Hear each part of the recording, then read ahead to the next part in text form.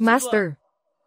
Anong panahon na ba ngayon? Nandyan pa rin ang arranged marriage. Ayokong pumunta. May taglay kang tao ng paglunok ng Diyos. Kinokonsumo ang enerhiya ng lahat ng bagay. Tanging ang anak na babae ng pamilya lang ang hindi naaapektuhan. Sa buhay mong ito, gusto mong magpakasal at magkaanak. Kailangan siyang makasama. At kailangang pakasalan siya. Paano kung magmukha siyang tulad ni Ruhwa? Huwag mag-alala. Ganda na parang bulaklak. Kung sakaling mamatay sila, edi ako. Oo, maging isang buhay na binata, at saka, nasa panganib na sila ngayon.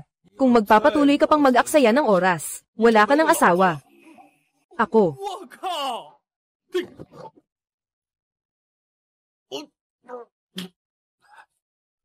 Isang mahusay na sumisipsip ng espiritu. Matagal na siyang walang kapantay sa mundo. Shenmo, contact number. Ang hinahanap namin ay seguridad. Ang pinakamababang kinakailangan ay retiradong espesyal na sundalo, o kampyon sa laban. Sa katawan mo. Pangulo, hindi biro ang seguridad. Ngayon, seryoso ang sitwasyon ng seguridad ng grupo. Kailangan ng mahigpit na pagsala, tulad ng ganitong katawan. Ang batas ay hindi pinapansin. Siya ang CEO. Ito ang asawa ko. 2 campus beauty mula sa Jiangcheng University. Malupit na CEO, si Su Qingya. Masigla at voluptuous na si Su Qingwan. Maganda ang itsura. Maganda ang pangangatawan. Ang puwit ay talagang maganda. Hindi ako niloko ng guro. Sino ang pipiliin? Medyo mahirap pumili. Bakit ka nakatingin? Tumingin ka ulit. Mag-ingat. Baka tanggalin ko ang mga mata mo. Hindi lang may dibdib. Medyo malupit pa. Gusto ko yan. Maliit na payat na unggoy. Nakatayo ako para sa'yo. Kung masaktan mo ako. Wala pa akong narinig na ganitong kahirap na hiling.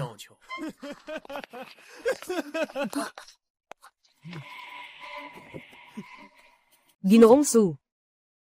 Kailan mo balak akong pakasalan? Zhao Tianhao. Qingya. Basta't handa kang sumama sa akin. Ang lahat ng mayroon ng pamilya Su ngayon, ay kayang ayusin ng pamilya Zhao ngayon. Maaari kitang tulungan. Kung hindi. Ikaw, ang kapatid na parang bulaklak, baka. Kailangan din nating magpalapit. Zhao Tianhao, kaya mo, kahit na may bankrupt ang pamilya Su. Hindi ako magpapakumbaba sa tulad mo. Nangyari ang sunod-sunod na aksidente sa lolo at tatay. Nakatutok ang tiyuhin. Gustong agawin ng grupo. Siguradong may kasunduan ang pamilya Zhao sa kanila.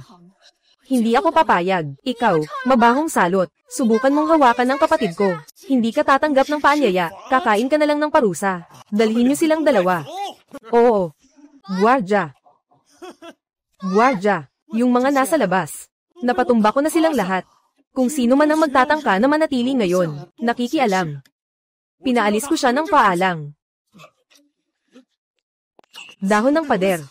Sa huli, wala itong silbi. Sobrang dami na ng pasanin ng ate. Sino ang makakatulong sa kanya? Tulungan niyo kami, pamilya Su. Kumusta? Ngayon, wala na tayong pagpipilian, di ba? Kailangan niyo lang akong kunin bilang bodyguard. Sa loob ng 1 minuto, matutulungan ko kayong maalis ang lahat ng basura. Sira ka na. Sabi mo, sa loob ng 1 minuto, mawawala na ito. Sige. Pinapangako ko sa'yo. Basta mapalayas mo silang lahat. Sa hinaharap, ikaw na ang magiging kapitan ng aming security team sa Su Group. Su Qingwan. Hindi ka ba na brainwash o na-shock sa ulo? Sa batayan lang nito, yung payat na parang unggoy. Narinig niyo ba? Sa akin.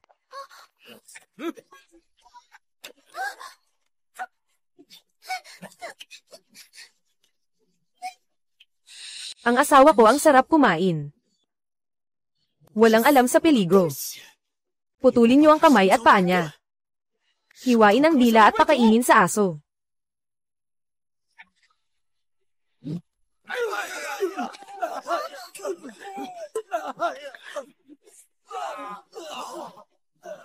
Isang grupo ng mga cute na bata, hindi marunong gumamit ng electric baton. Patayin mo siya gamit ang kuryente.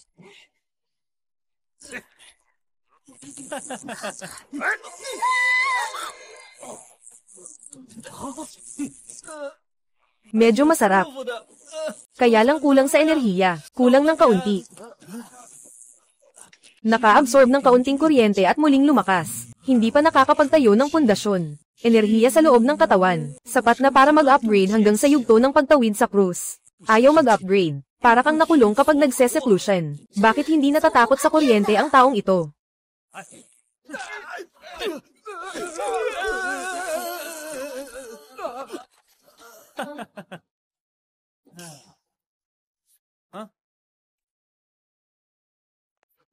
Tiyak. Bakit ka pa nagmamadaling tumakbo? Hindi mo ba sinabi na papatayin ka sa kuryente? Ikaw. Huwag kang lumapit. Huwag kang lumapit.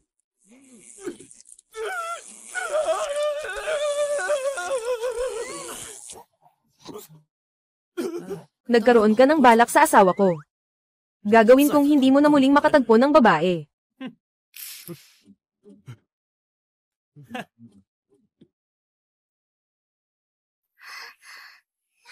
Ate, kunin mo siya. Kunin mo siya bilang pinuno ng seguridad. Ikaw si Chen Mo, tama ba? Yung nangyari kanina, salamat sa'yo. Pero sa posisyon ng kapitan ng security, hindi ka pa karapat-dapat. Simula ngayon, tinatanggap ka na. Ang posisyon ay karaniwang seguridad. 1 buwan. Pagkatapos ng 1 buwan, magpapakasal na tayo. Sige. Kuya, sa tingin mo ba? Sobrang gwapo niya, sobrang husay. Jingwan, hindi tiyak ang pagkakakilanlan ng taong ito, hanggang hindi pa nalilinaw ang kanyang tunay na pagkatao. Lumayo ka sa kanya, narinig mo ba? Naiintindihan ko, ate, hindi naman ako bobo.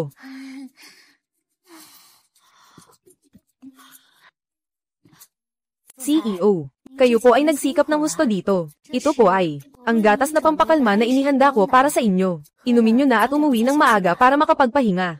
Ilagay nyo dyan.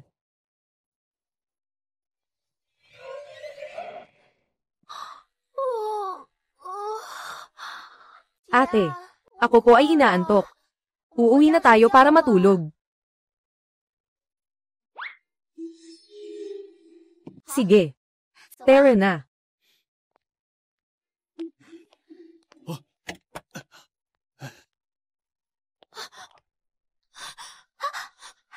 Ate, anong nangyari sa'yo? Sobrang init. Nahihilo ako. Tara na. Pumunta sa opisina. Ginoo Su, hindi ka na pwedeng human girl dito. Nasa kanyang vilya si Young Master Zhao. Matagal na kaming naghihintay sa'yo. Tumigil ka na. Anong ginagawa mo? Pakawalan mo ang kapatid kong babae.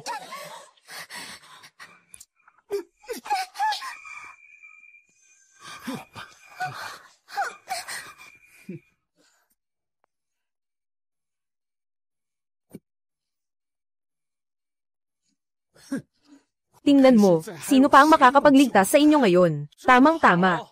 2 kayong dadalhin, magkapatid. Paglingkuran ninyo ako ng mabuti. Bitawan mo. Chen Mo, tulungan mo ako, iligtas mo ang kapatid ko. Sobrang init ko. Tulungan mo ako. Chen Mo, bilisan mo, iligtas mo ang kapatid kong babae. Huwag mag-alala, nandito ako.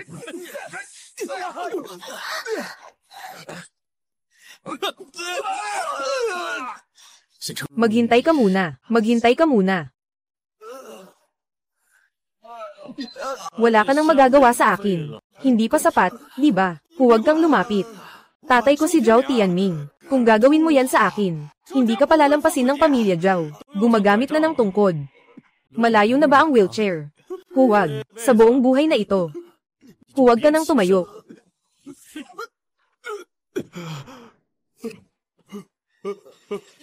Umalis ka na. Sumakay ka na.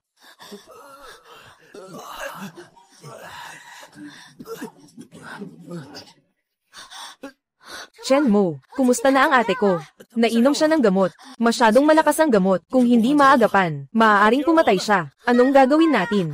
Dalhin siya sa ospital. Dali, dalhin na sa ospital. Huli na ang lahat. Ganito ang gamot. Sa loob ng ospital. Hindi ka matutulungan. Anong balak mo? Binalaan kita. Huwag mong galawin ang kapatid ko. Hindi ka dapat mang-abuso sa sitwasyon. Tumingin ka ng mabuti. Ngayon, siya ang nananamantala sa akin. Hindi rin pwede yun. Mag-isip ka ng paraan. Dalhin sa ospital. Dalhin na sa ospital. Ang ingay-ingay, nakakainis. Sabi ng guro ko, kapag bumaba ako sa bundok, kailangan kong hanapin ang isa sa inyong mga kapatid. Ngayon hindi na ako mahihirapan sa pagpili. Asawa. Ngayong gabi, magkakaroon tayo ng silid patulog.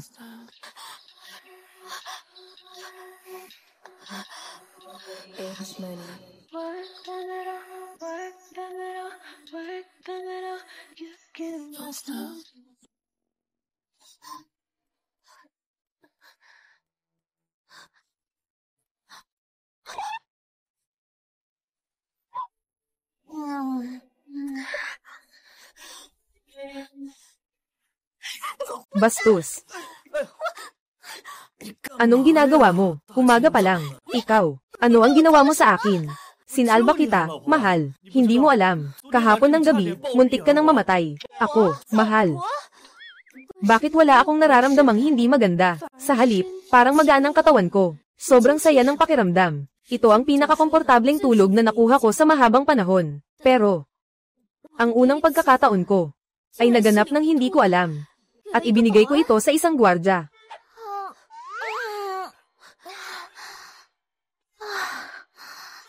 Saan ako? Ate, ano talaga ang nangyari kagabi? Ano ang nangyari? Sobrang sakit ng leeg ko. Kagabi, si Zhao Tianhao ay naglakas loob na bilhin ang mga tao sa paligid niya. Sa kumpanya, sinaktan ang sarili niya. Talagang nasa paligid ang panganib.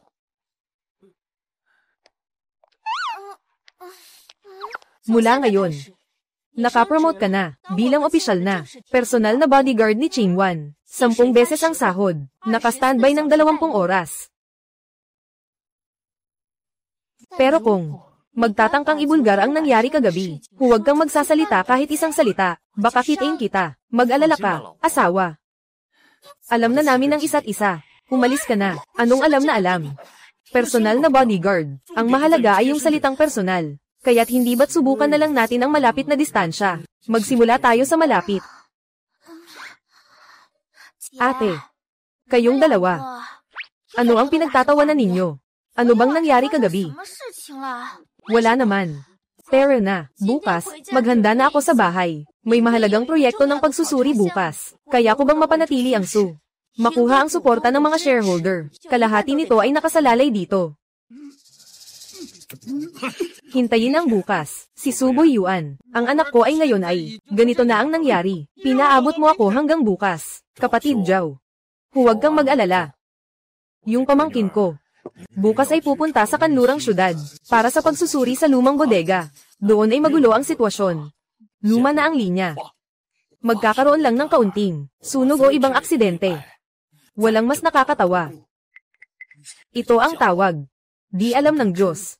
Di alam ng mga engkanto, hindi na ako makapaghintay. Ang gusto ko ay yung cute na bata. At yung 2 cute na bata ng So pamilya, mamatay na ngayon.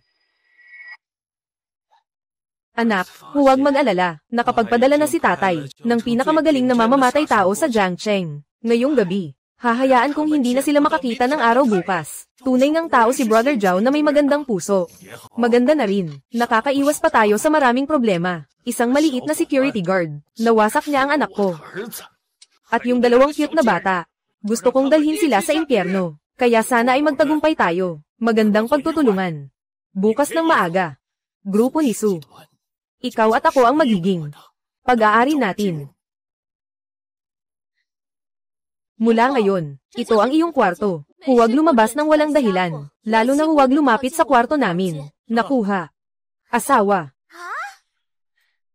Ako.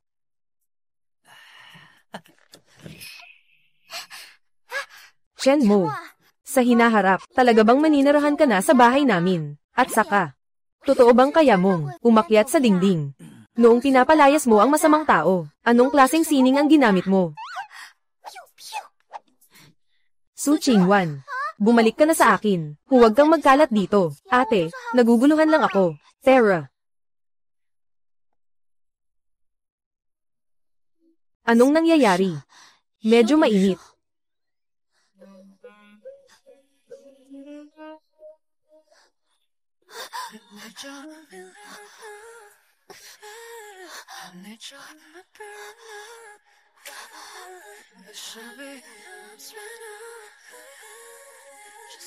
Sumpa kay Chenmo.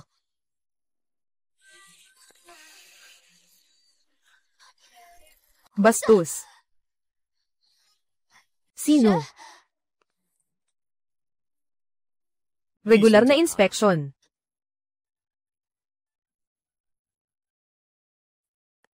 Ano ba talaga ang ginagawa mo? Ito, tingnan kung may mga surveillance camera, o mga listening device o iba pa. Lahat ay dapat masiguro. Ang seguridad ng presidente. Huwag pumasok sa banyo. Lumabas ka sa akin.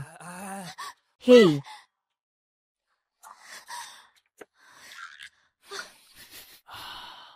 Ito ang amoy ng asawa ko.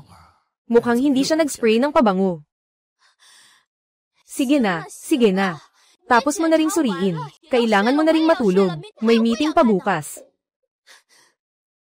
Panahon na para matulog.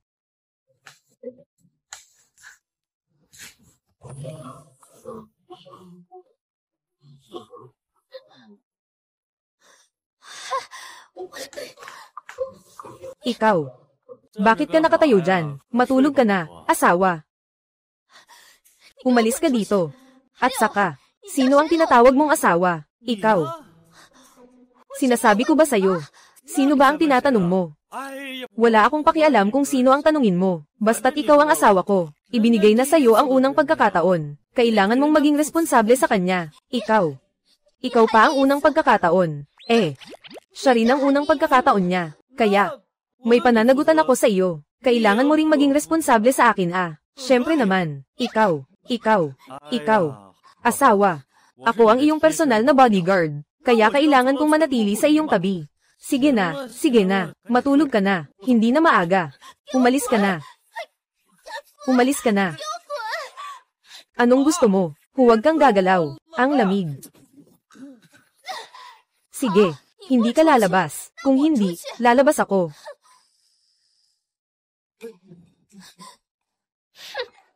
Yung mga tao ngayong gabi, hindi sila basta-basta sisuko. Baka may mga mamamatay tao pa nga.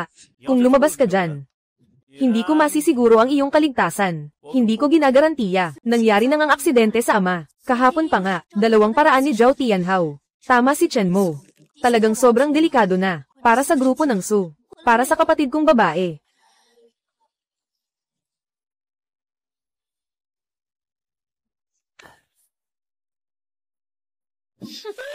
Huwag lalampas sa linya.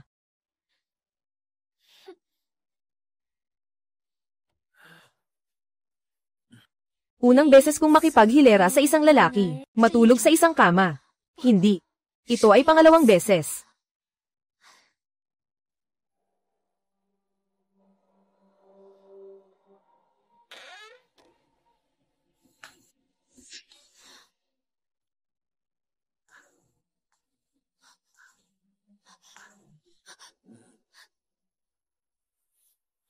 Huwag matakot, nandito ako.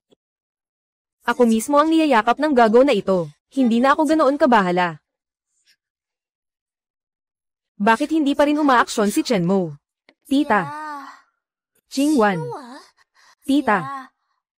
Hindi ako makatulog mag-isa. Natatakot ako. Pwede ba? Na matulog ako sa iyo mamaya. Nakatakot ka. Sisi sa walang hiya iyon. Sabi niya may mamamatay tao ngayong gabi. Paano mangyayari iyon? Na makakahanap pa ng mamamatay tao dito sa bahay. Hindi tama. Nandyan pa si Chenmo sa kama. Hindi pwede. Dapat hindi malaman ni Qingwan na si Chenmo ay nasa kama ko. Matagal ko nang alam na si Su Qingwan yan. Pero hindi ko inasahan na yakapin ako ng hipag. Ayos lang naman iyon. Tita kamakailan ba? Nagsusubok kang mag-ehersisyo ng lihim. Yung dibdib mo. Bakit ang tigas-tigas nito? Yung kamakailan lang. Nagsasanay ka nga. Maganda naman ang resulta. Talagang masakit pero masaya. Ito.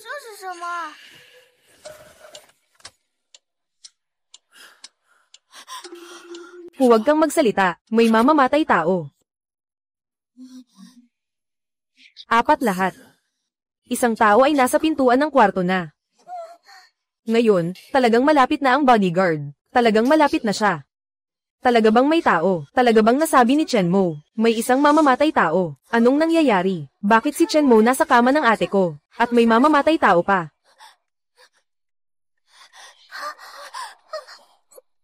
Bakit parang walang nangyari sa kanya? Mamamatay tao ito. Hindi ito simpleng laban.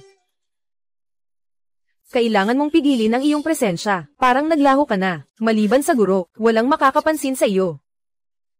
Hindi ba? Saan na ang iba? Bakit hindi sila makita? Nandito pa lang kanina.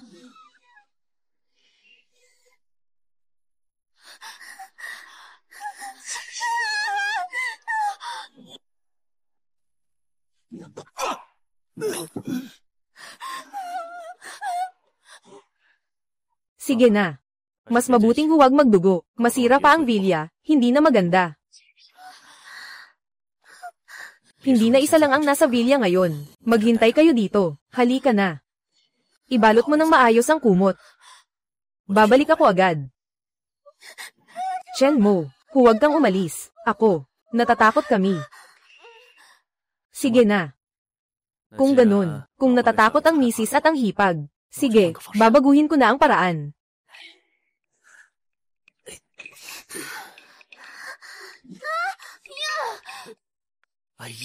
Ipagpatuloy ang pagtulog. Gago. Ang problema kasi, bakit may natitirang kahit kaunting shit na pakiramdam ng seguridad? Kailan pa tayo nagkaganito? Bakit pa rin nagwawala? Anong kalokohan ang ginawa ko? Hindi ba't sinasabi nyo na natatakot kayo? Ito ay parang bundok na bumabagsak sa harap, ngunit hindi nagbabago ang kulay. Sila ang mga mamamatay tao, na nandito para patayin tayo. Nandito ako para humingi sa'yo ng tulong. Kapag ang personal na bodyguard ay nagproprotekta sa atin, pwede bang huwag masyadong hindi seryoso? Hindi ba't masyado na akong malapit? Sinasabi ko sa'yo, ang kalidad ng serbisyo ko, kailangan magtaas ng sahod, mamayang gabi. Dahan-dahan, masakit. Pasensya na, hindi ko na kontrolado ang lakas. Chingwan, ayos na. Dapat kayong matulog na. Sa mga susunod na bagay, ibigay mo ito sa akin. Sapat na ang isang profesional. Anong biro pa sa ganitong sitwasyon? Sige. Ayos lang kahit hindi matulog. Halika, ibigay mo sa akin ang medyas. Ano? Ano? Bakit ang laki ng reaksyon? Anong ginagawa mo? Hindi naman ako gagawin sa inyo. Ikaw. Wala kang hiya. Ang isip mo araw-araw. Ano ang iniisip mo? Anong nasa isip mo? Sinasabi na nga, hindi kayo matutulog, kaya tumulong ka naman, gumawa ng tama. Sigurado ka ba? Ito ba ang tama? Siyempre. At saka, buong katawan mo, saan ba ako hindi nakakita? Ako. Ano bang sinabi ni Chenmo kanina?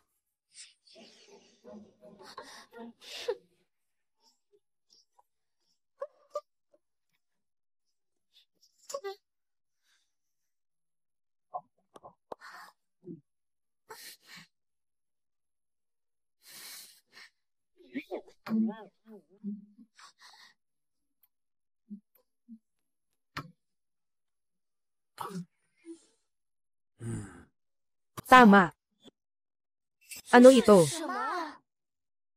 Sibat. Nahuli na, tumakbo. Ito ang tinatawag na qigong. Qigong. Kayo.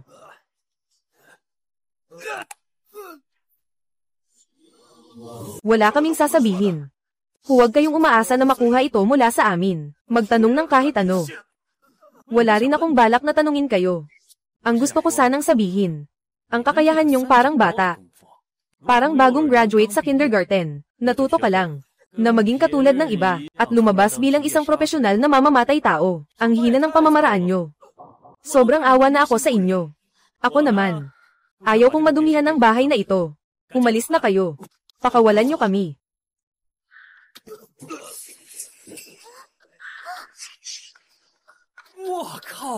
Tinatanggap ko na kayo. Hindi nyo pa rin natutunan. Kasanayan ng isang profesional na mamamatay tao. Ngunit natutunan niya ang profesional na etika ng isang mamamatay tao. Ang mga ito. Talagang mga mamamatay tao ang mga taong ito. Ganito lang. Naresolba mo na sila. Kahit hindi man. Sabihin mo na kung naayos na o hindi. Ayos na. Makinig ka sa akin. Tungkol sa sweldo. Kailangan itong kalkulahin ng hiwalay. Chen Mo. Ang galing mo talaga. Isang medyas. Kaya mo. Gusto kong sabihin sa'yo, ang tunay na bodyguard, anumang bagay sa paligid, ay maaaring maging armas. Ito ang tinatawag na, propesyonal na etika ng bodyguard. Ano pa ang gusto mong gawin? Gusto mo pang samantalahin kami? Anong ibig sabihin ng samantala? Ito ang tawag ko na proteksyon na malapit sa katawan. Magsisimula na. Sandali lang. Kung pumasok ang mamamatay tao, sakripisyo ako ng ganito kalaki. Maayos ka pa namang pumalo sa akin. Sinasabi ko sa'yo, ako'y isang mabait na lalaki. Nawala na ang aking dangal. Wala na akong silbi. Ninakaw nyo na ang lahat. Kailangan kong linawin ito sa inyo. Ang perang ito, kailangan pang pag-usapan. Huwag kang magbulaan. Linisin mo silang lahat. At saka, gabi na. Matutulog ka sa sahig. Sige. Kung hindi, si Chen Mo, matulog ka sa akin mamaya. Natatakot ako mag-isa. Hindi pwede. Bakit hindi pwede? Ako. Ate kita. Sabi kong hindi pwede, hindi pwede. Babae ka. Paano mo naman basta-basta matutulog sa isang lalaki? Ate, bakit nandyan si Chen Mo? Sa iyong kama. Tama lang. Kanina, emergency. Ikaw. Tumawag ka ng pulis, at linisin mo ito, ng maayos. At saka, ako at si Xiaowan, matutulog sa kama mamaya, ikaw, natutulog sa sahig.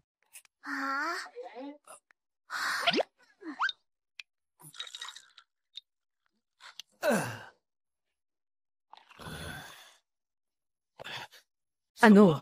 Buong hukbo ay nawasak. Siya ay isa sa mga nangungunang 10 mamamatay tao sa Jiangcheng, na may mataas na ranggo.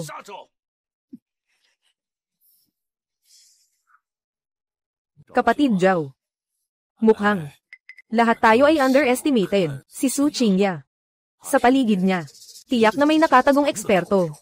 Yung matandang Zoro ni Su Yunshan, tiyak na may nakatagong plano para sa anak niyang babae. Sa kabutihang palad, matalino ako. Unang pinili kong iwasan ang mag-asawang Zhao, mga hanggal na ama't anak na nag-iimbestiga. Kung hindi, ako ang magdurusa ng malaki. Siyempre.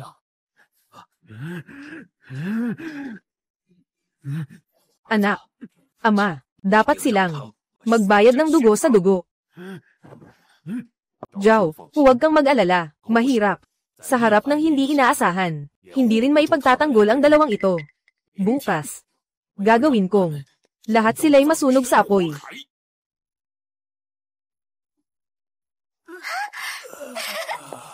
Chen Mo. Kagabi. Ang galing mo talaga. Yung skills mo, paano mo ba nahasa? Ang tibay. Yung biceps na ito. At ito pa. Abs. Su Qingwan. Mabilis na sumakay. Nagmamadali tayo. Ginoo, tingnan mo, ang lokasyon ng aming warehouse. Sa lugar na ito, kahit sa kondisyon ng imbakan, at mga hakbang sa sunog, tiyak na ito ang pinakamagaling sa buong Jiangcheng. Pinakamataas na antas. Pagkatapos mong bilhin ito, tiyak na ito ay isang siguradong kita na negosyo. Kung kapatid ka, subukan mo akong saktan. Hindi ko pa nakikita ang ganitong kaluwag na mga bodyguard.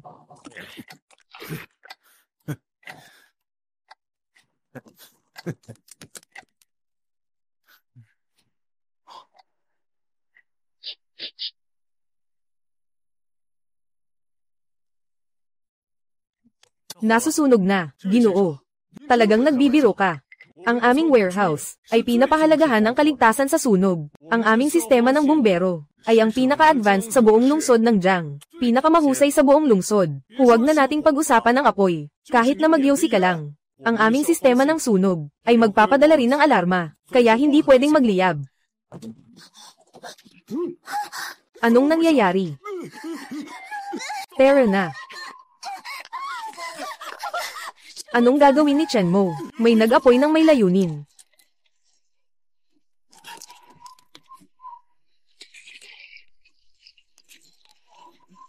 Lahat ay takpan. Huwag mag-alala, nandito ako. Halika, sumunod ka sa akin.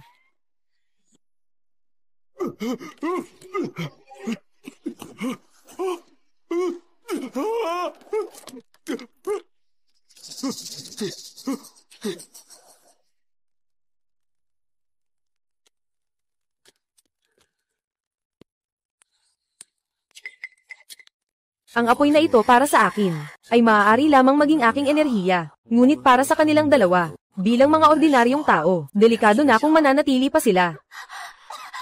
Qingwan. Pasensya na. Hindi ka naalagaan ng ate mo ng mabuti. Shenmo. Pasensya na. Hindi ko dapat ikaw ay isali dito. Lahat ng ito, ay walang kinalaman sa iyo. Ate. Shenmo. Tayo. Mamatay ba tayo dito?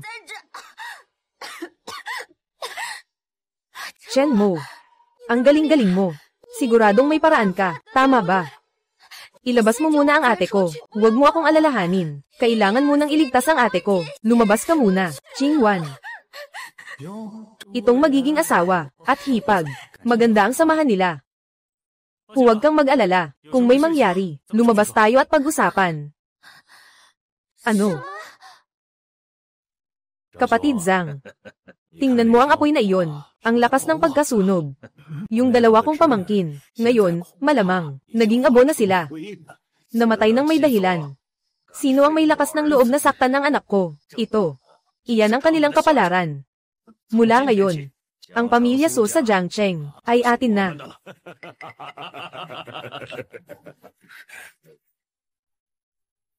Ayos. Pangulo ng Su Corporation, si Su Qingya ay namatay sa hindi inaasahang pagkakataon. Pupunta na ako, magdaos ng isang agarang pulong ng lupon, ayusin ang turnover. Shenmo. Huwag na kaming aliwin. Ngayon ganito na. Maaari pa ring lumabas. Ate. Sa susunod na buhay, ako na ang magiging ate. Ang hirap na hirap ka naman. Ang pagod na pagod. Wala akong alam. Isa lang akong pasanin. Hindi totoo.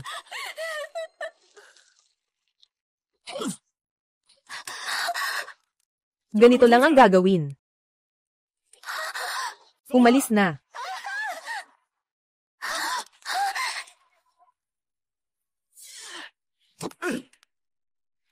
Shenmo, lumabas ka na.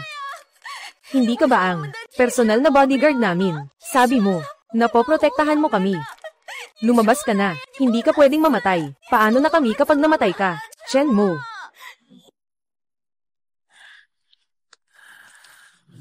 Mahirap din makahanap ng asawa. Sabi ni Su Qingya, mahalaga sa kanya ang proyektong ito. Mahalaga ito para sa kanya. Sige na, tutulungan na lang natin siya. Ay, kailangan na namang lumakas. Sobrang nakakainis.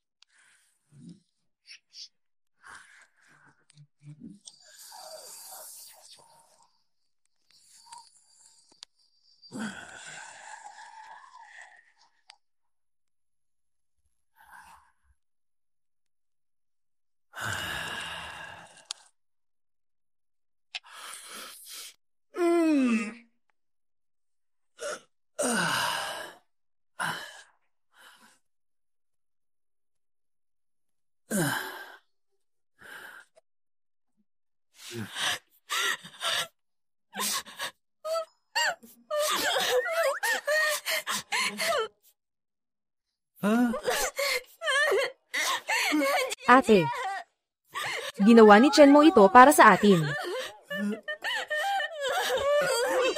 Lahat ng ito ay kasalanan ko. Ito ang problema ko. Hindi ko naman siya pinilit na maging bodyguard ko.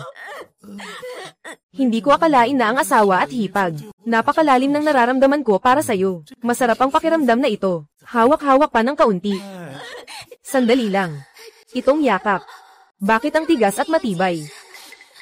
Hindi naman sa katawan. Walang amoy ng ate. Nasaan ang dibdib ng kapatid na babae? Shenmo.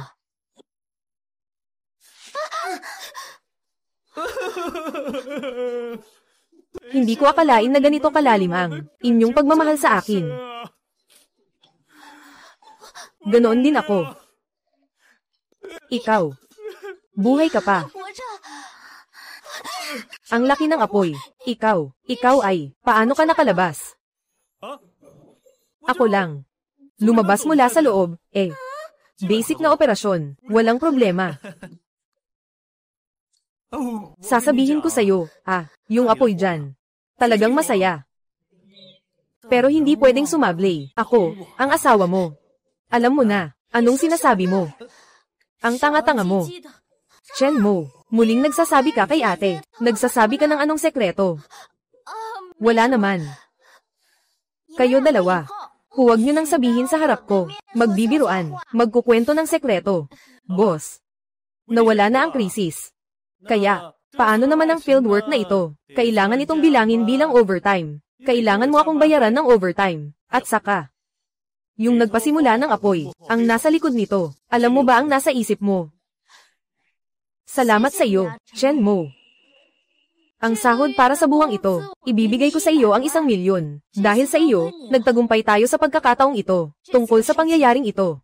Dapat ito ay sa aking tiyuhin, Suboy Yuan, wala nang ibang tao. Dapat ay iniisip niya, na naghihintay siya na mamatay tayo. Upang maging maayos na, maipasa ang buong grupo, sa kanya.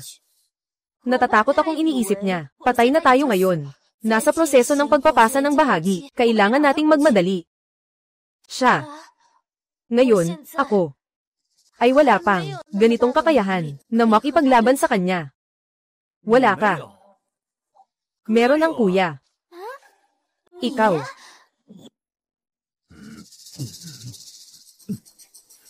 Anong nangyayari dito? Anong problema? Ang pamangkin ko ay namatay sa aksidente. Saan? Napatay sa aksidente. Hindi pwedeng walang tao sa araw-araw. Mga siwa sa kabuuan. Oo. Pansamantalang, pagkukup sa posisyon ng CEO. Ganito na lang ang paraan.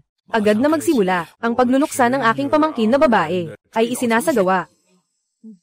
Ngayon, ay ginaganap, ang paglilipat ng pagmamayari.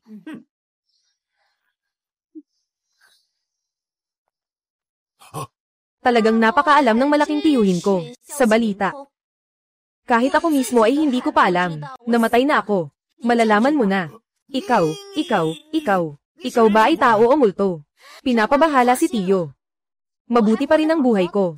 Hindi ba't sinabi, na pumanaw na si Ginoong Su? Oo nga, ano na bang nangyayari ngayon? Ganito kaagad, nagpatawag ng shareholder meeting, para tayong pinaglalaroan dito. Hindi lang ako nakabalik ng buhay. May kasama pa akong ibang tao, sadyang nagpasiklab, mga ebidensya ng pagpatay. Ito.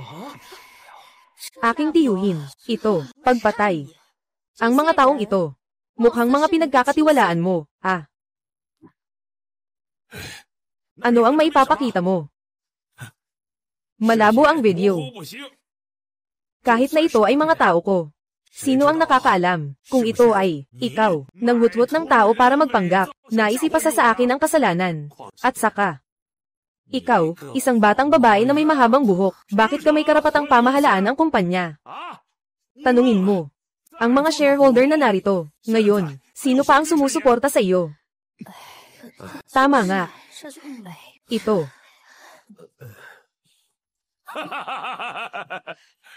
Kumusta? May sumusuporta pa ba sa'yo? Kapatid na babae. Baka natatakot siya. Maipipilit na siyang paalisin sa trono. Anong gagawin? Ang sitwasyon, mas malala kaysa sa inaasahan niya. Mas lalong nakasasama. Ang mga stockholder na ito, nabibili na nila. O kaya, natatakot sa kapangyarihan ni Tio Erpat. Gusto na niyang magpapa-strong. Walang nagsasalita para sa akin. Suportahan ko.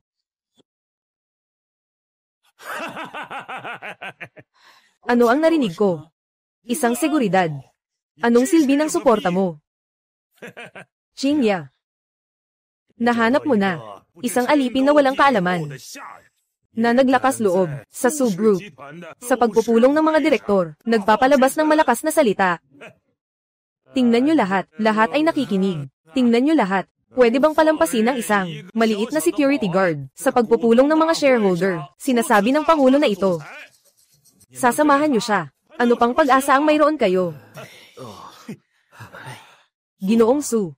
Mas mabuti pang, dalhin ninyo ang inyong seguridad. Palabas na lang dito, napahiya. Maliit na seguridad. Dito, ay ang lugar na nagtatakda ng hinaharap ng kumpanya. Hindi ito para sa iyong pagpapakita ng kapangyarihan. Pinto ng kumpanya. Ang sahod mo sa isang buwan, makakabili ng kumpanya, ilang porsyento ng bahagi. Huwag kang magulo. Nasa pagpupulong ng mga shareholder ito. Si Chen Mo ay nasa tabi ng kanyang kapatid na babae. Noong siya ay nag-iisa at walang suporta, nakatayo at sumusuporta sa kanyang kapatid na babae. Ang kanyang itsura ay napaka-cool. Pero, isa lang siyang bodyguard. Chen Mo, mas mabuti pang huwag ka munang magsalita. Sila, hindi mo kayang labanan. Mag-ingat ka sa kanila, baka magtaksil sila sa iyo. Aba, ako ang tanging nag-iisang cultivator, maliban sa guro, na sinasabi mong wala akong lakas. Ilang maliliit na shareholder, na nagmamalaki dito, na humihingi ng proteksyon mula sa guro, pero sila'y mga kilalang pamilyang mayayaman. Kung hindi dahil sa sarili ng pamilya Su, marahil wala silang karapatan, na makipagsapalaran. Ngayon, mga kaibigan, hayaan kayong makakita kung ano ang tinatawag na lakas. Kayong lahat ay nakasandal sa Su, palakihin ang mga malulusog at mababait. Sa mga kritikal na sandali, nalimutan ang mga batayan. Tingin ko, ang mga shareholder ng Su Group, panahon na para magbago. Mayabang. Ano ka ba? Nagmamalaki ka dito. Sino siya? Ang lakas ng loob magsalita.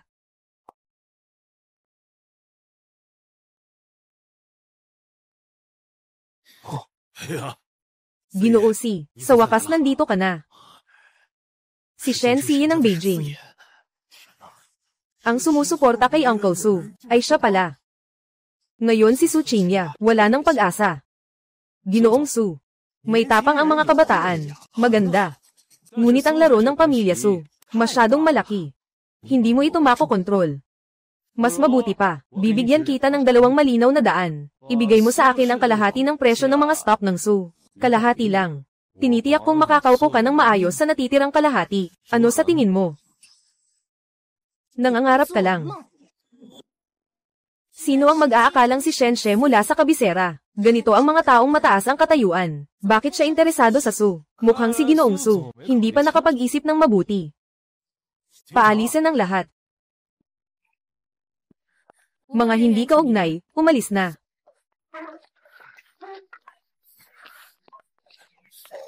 Ginoong Shen, umupo ka.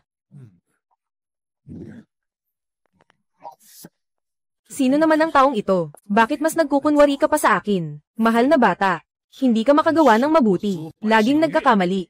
Kahit isang batang babae. Isang maliit na gwardya. Hindi mo kayang ayusin. Bata. May interes ka bang makasama ako? Kapangyarihan, kayamanan, magandang babae. Lahat ng ito ay sa iyo. Pumili ka lang. Sige. Sang-ayon ako sa iyo. Sige. Sinasang-ayunan kita. Tama nga. Ayos lang din. Bayaw.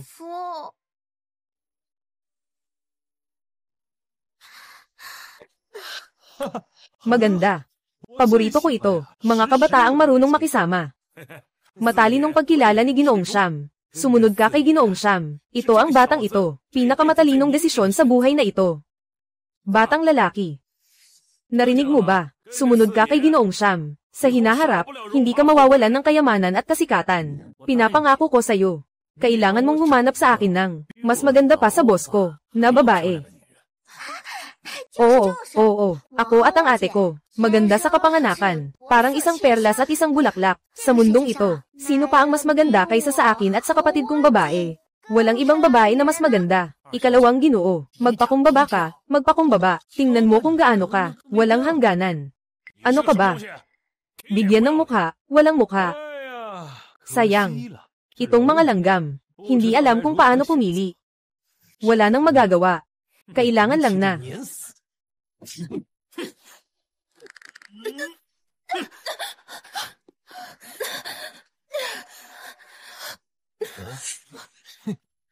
Ang galing, ang galing. Ibibigay ko sa iyo, huling pagkakataon. Bigyan kita ng 1 bilyon. Sumama ka sa akin, at saka yung 2 alipin ko. Maganda ang mga hitsura. Kasama na. Aabutin ka namin.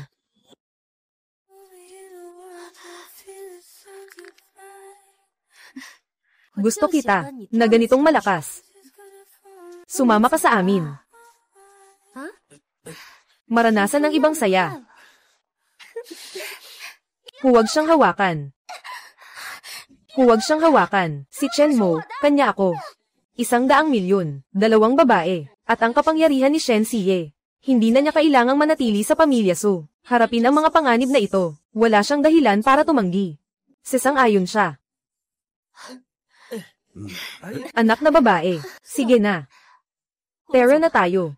Hindi pwede, kuya, si Chen Mo. Si Chen Mo ay may sarili niyang mga pagpili. Hindi tayo ang kanyang alipin. Mukhang 2 dalaga ng pamilya Su. Talagang may pinag-aralan. Chen Mo, ano ang iyong pagpili?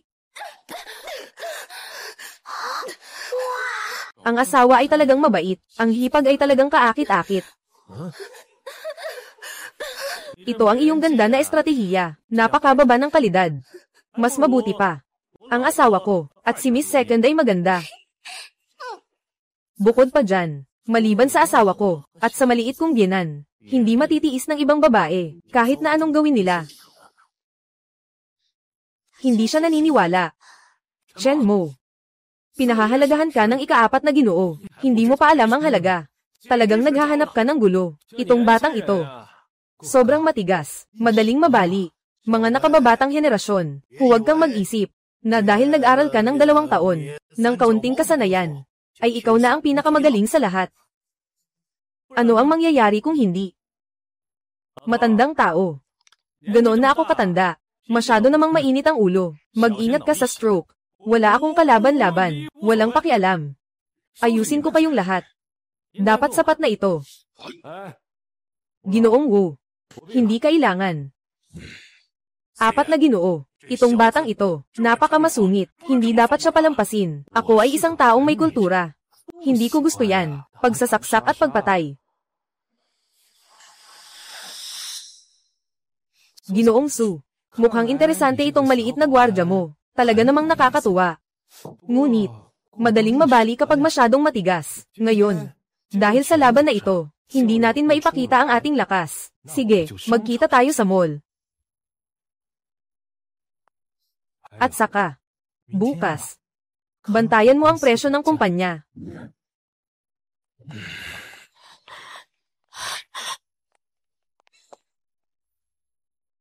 Chen Mo. Ngayon, salamat sa'yo. Ako, hindi ko inasahan. Nahanda kang tumayo sa aking panig. Anong sinasabi mo, mahal? Ako lang ang pwedeng mangbuli sa'yo. Iba. Hindi pwede. Huwag ka lang magbiro. Si Shen, ang mayamang binata ng kabisera, konteksto ng kalangitan, at sinabi na niya kanina, na kailangan niyang kumilos sa merkado. Ibig sabihin, tiyak na gagamit siya, ng matinding paraan. Sa oras na iyon, masamang babagsakan ng presyo ng mga stock ng Su. Ang grupong Su ay tila hindi na talaga maliligtas. Ate, ano na ang gagawin natin ngayon? Ngayon, mayroon lamang isang paraan. Pumunta sa bahay ng panganay na anak ng Hai Chengnan, si Nan Choksha. Ngayon lamang ang pamilya Nan ang may kakayahang makipagsabayan sa pamilihan ng kapital laban sa pamilya Shen. Ate, bagaman dati, ang pamilya namin ay kaibigan ng pamilya Nan. Pero mula nang matapos pumanaw si Ginoong Nan, bihira na ang aming ugnayan sa pamilya Nan. Ngayon ang namumuno sa pamilya ay si Nan Choksha. Siya magiging dahilan para sa amin at magalit sa pamilya Shenba. Ngayon, ito na lang ang pagkakataon. Kuya Chen Mo, dapat maghintay ka sa akin. Lumaki na ako, babalik ako. Pakakasalan kita.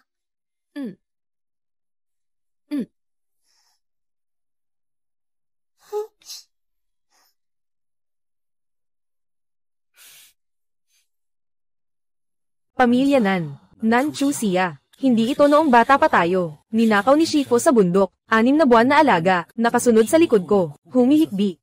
Gusto pang pakasalan ako, yung batang alipin na yon. Guro, may proteksyon siya para sa kanilang pamilya. Ito ay mayroong biyaya. Pinapagawa ko siya para sa aking asawa, ng isang bagay.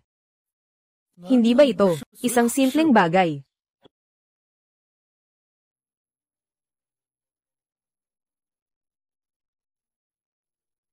Sa pagkakataong ito, talagang nakakaabala. Kahit na isang maliit na pagkakataon lang, kailangan kong samantalahin ito. Huwag kang mag-alala, boss. Maliit na bagay lang ito. Ibigay mo lang sa akin ang bagay na ito. Walang problema.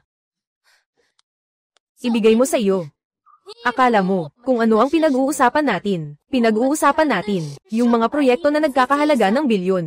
Hindi lang ito basta-basta laban-laban mo lang, para maresolba. Boss. Hindi lang ako marunong makipaglaban. Tama ba? Ano bang dapat pag-usapan dito? Ate. Kayong dalawa. Bakit parang madalas kayong nagsasabi ng mga bagay na hindi ko maintindihan? Huwag kang magulo, Chingwan. Ngayon ang araw ng subgroup natin, sa kritikal na sandali ng buhay at kamatayan. Kung sakaling, mabaygo tayong kumbinsihin ang pamilya nan, maaaring talagang, hindi na kami mag-exist pa.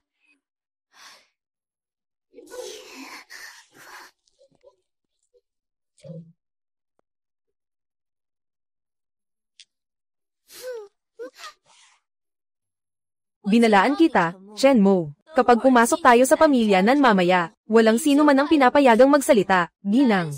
Nan, pinakakinaiinisan ko ang mga mapagbalat kayo. Juan, pumasok ka at inis siya. Tayo ay tapos na. Narinig mo ba?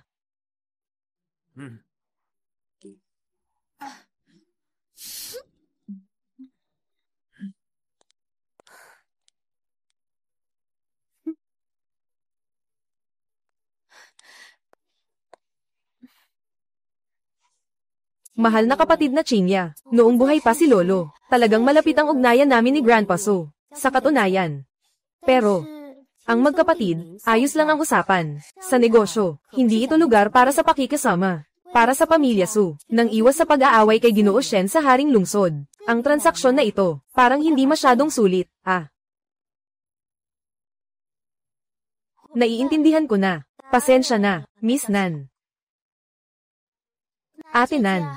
Pakiusap, tulungan niyo kami. Talaga namang. Siya, si Chingwan, tungkol sa bagay na ito, hindi ko ito kayang magdesisyon mag-isa. Kailangan kong isaalang-alang ang buong pamilya nan, at ang higit sa 1,000 empleyado. Pasensya na. Walang dapat pang sabihin. Tama ang pinili ni Ginang. Nan, kung ako na nasa ganitong sitwasyon, gagawin ko rin ang parehong desisyon ni Ginang. Nan. Ano bang malaking bagay dito? Dahil dito, walang magawa si Ginang.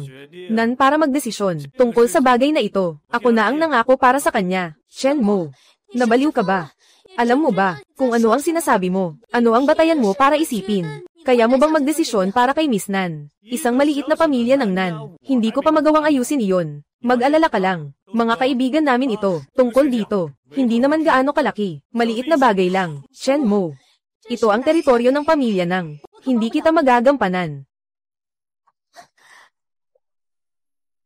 Ginoong Nang.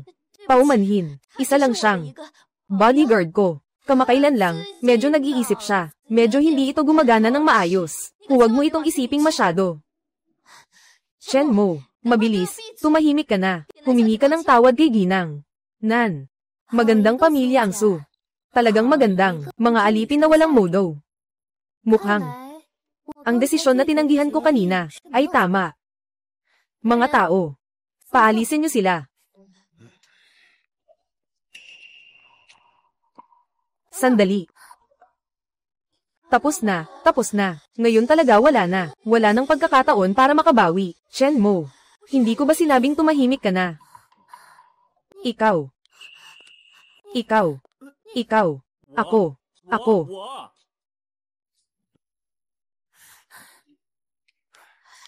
Ako. Ako. Ikaw talaga si kuya mo.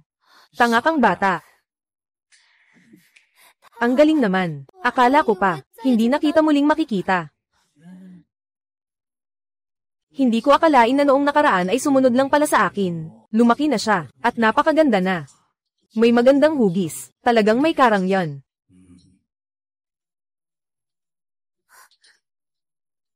Ayos na. Si Chok siya. Tungkol sa bagay na ito, matutulungan mo ba ako?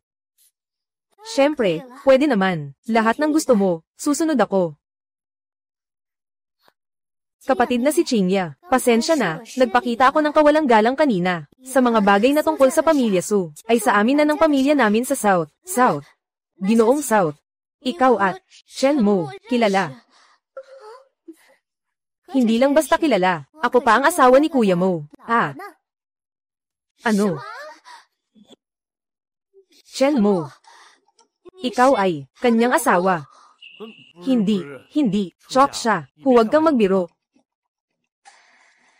Sige na, bro mo. Ganito ang nangyari. Noong bata pa si Chok siya, nakatira ako sa bahay ng mga magulang ko ng ilang panahon. Noong panahong iyon, palagi siyang sumusunod sa akin, sa likuran. Sinasabi niyang gusto niyang maging asawa ko. Hindi ko akalain na ganito nakatagal ang lumipas. Naalala niya pa.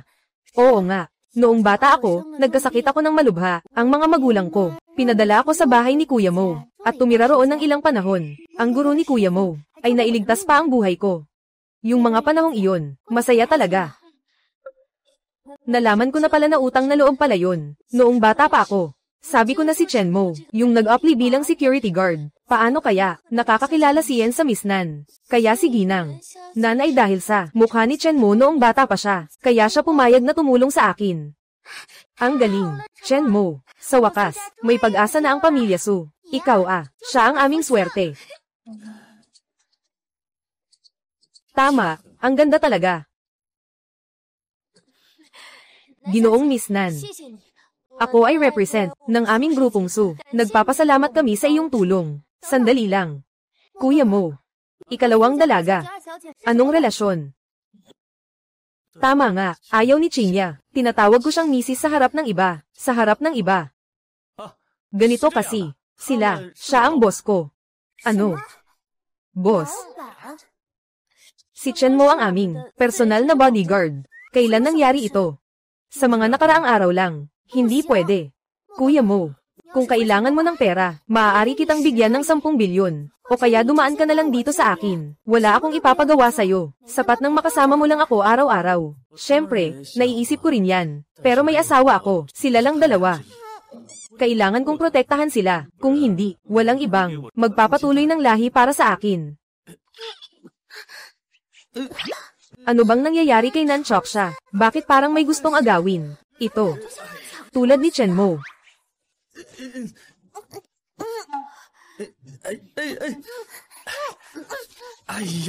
Sige na. Si Su Chingya at Su Chingwan ay mga tao na kailangan kong protektahan. Ano? Sinasabi niya talaga na ako ang dapat niyang protektahan. Nan Choksha. Tinatanggihan niya ang lahat ng kondisyon na ito. Hindi kaya. Talaga bang na-inlove siya sa akin? Si Chen Mo. Ito ba ay pag-amin niya sa akin? Bakit? Hindi kaya mas mababa ako sa kanila, Kuya Mo. Paano naman nangyari yun? Ako at si Choksha, kapatid ko. Pinakamagandang magkapatid sa mundo. Kaya bakit hindi ka makapunta dito sa akin? Walang makakapalit sa kanila, sa paggawa niyan. Hindi ito dahil walang paraan, kundi dahil sa ibang mga bagay, na hindi niya magawa. Anong bagay? Wala naman. Yung unang tag-init. Nasaan si Su?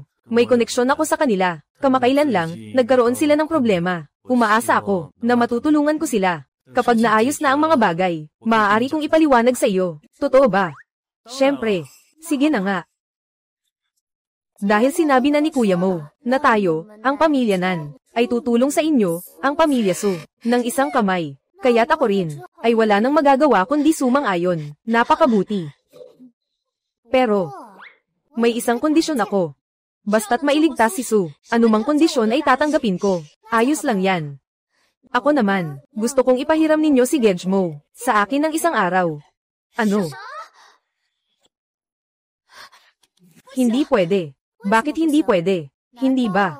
Ayaw nyo ba, ng suporta ng pamilya namin? Hindi pwede ay hindi pwede. Si Chen Mo ay akin. Siya ang aking bodyguard. Nanghihiram lang ako sa inyo. Araw-araw si Brother Mo. Ayaw nyo, ayaw nyo. Sige, titingnan ko. Ang pagtulong ng pamilya ng South sa pamilya ng Su. Tapos na ba ito? Naitanong nyo na ba? Aking opinyon. Ginang. Nan. Chen Mo. Hindi siya aming katulong. Hindi kami, na basta-basta makakahiram. Maaari mo siyang tanungin, ang kanyang opinyon. Pero ang asawa ay nagmamalasakit sa tao. Ako nga. Sa totoo lang. Ginang. Nan, ang ibig sabihin ni Chen Mo ay, maaaring hindi ito maginhawa. Sa nakaraang panahon, ang aming sitwasyon, lubhang delikado. Nasaan si Chen Mo? Gusto pa rin niyang unahin ang aming kaligtasan. Kailangan, sabi na nga, ito ay ni Chen Mo ang ibig sabihin. O sa iyo. Maaari mong tanungin si Chen Mo, siya mismo. Ay nako, ibig sabihin, ibinato mo na naman sa akin, ang bola. Su Qingya, hindi ka patas, tutulungan kita sa pag-aayos ng mga bagay. Ikaw, bata, ay nagbigay sa akin ng problema. Oo, tama si Ginoong Su. Sa hinaharap, dapat mas mabuti ang trato kay Chen Mo. Ngunit, tiyak na hindi ito mangyayari. Pero isang gabi ay pwede. Kuya Mo. Chen Mo.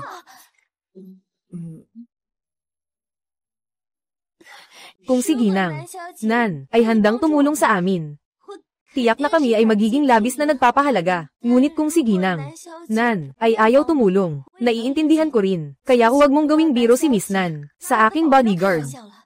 Naiintindihan ko na, Miss Nan. Pero, ginagambala lang niya si Chen Mo at ako. Paano kaya niya magagawa iyon dahil, mga maliliit na bagay noong bata pa, upang alugin ang pundasyon ng pamilya ng Nan. Talagang imposibleng mangyari. Terra.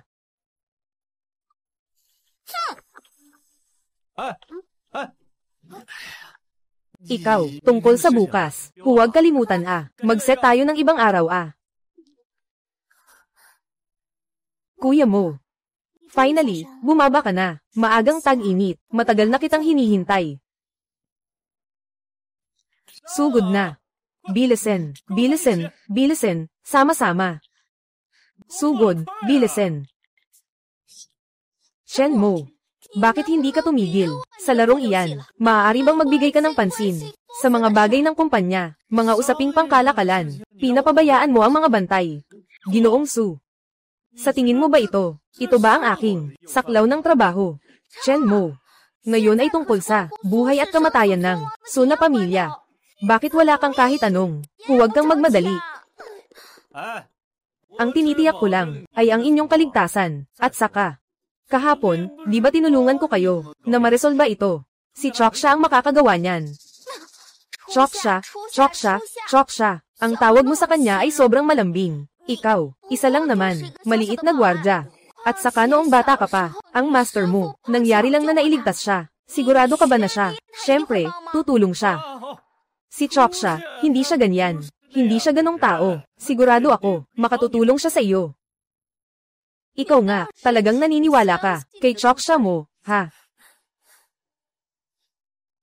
Hindi maganda ang sitwasyon, Ginoong Su. Nakatigil ang stocks ng Su, dahil sa malaking pondo, na may masamang layunin, at saka maraming, malalaking kasosyo sa supply, ang nagsabing makikipaghiwalay sa atin. Tapos na ang kontrata, hindi na kami bibigyan pa ng sushi, ng anumang supply.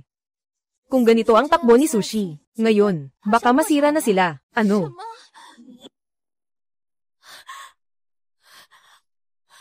Pamilya Shen. Hindi lang nila pinabagsak ang ating mga stock.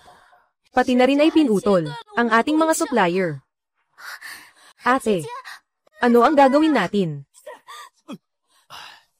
Huwag kang mag-alala. Laging may solusyon ang mga bagay-bagay. Solusyon.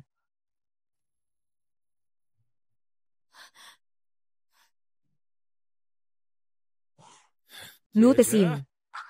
Ikaw, isang maliit na bodyguard. Paano lutesin? Su Qingya. Ngayon, dapat ay ibigay na ang Su family, di ba? Nako, talagang malaya kang makalabas at makapasok sa seguridad ng Su. Hindi pa man ninakaw o nakawin ng kumpanya. Ayos na rin yun. Halimaw ang pangarap. Kahit masira pa ang Su, hindi ko magagawa iyon. Ipinagkatiwala sa iyo ang ganitong Pakikipagsabuatan sa ibang tao, upang saktan ang sariling pamangkin. Mas masahol pa sa baboy at aso na cute. Su Qingya, bakit ka ganyan makipag-usap? Sa mga nakatatanda, nasa iyong mga kamay ang Su pamilya. Walang ibang daan kundi ang kamatayan. Iwanan mo ito kay Ginoong Si. Ito ang tamang desisyon. Ginoong Su, bakit kailangan mong sabihin ng ganito katiyak?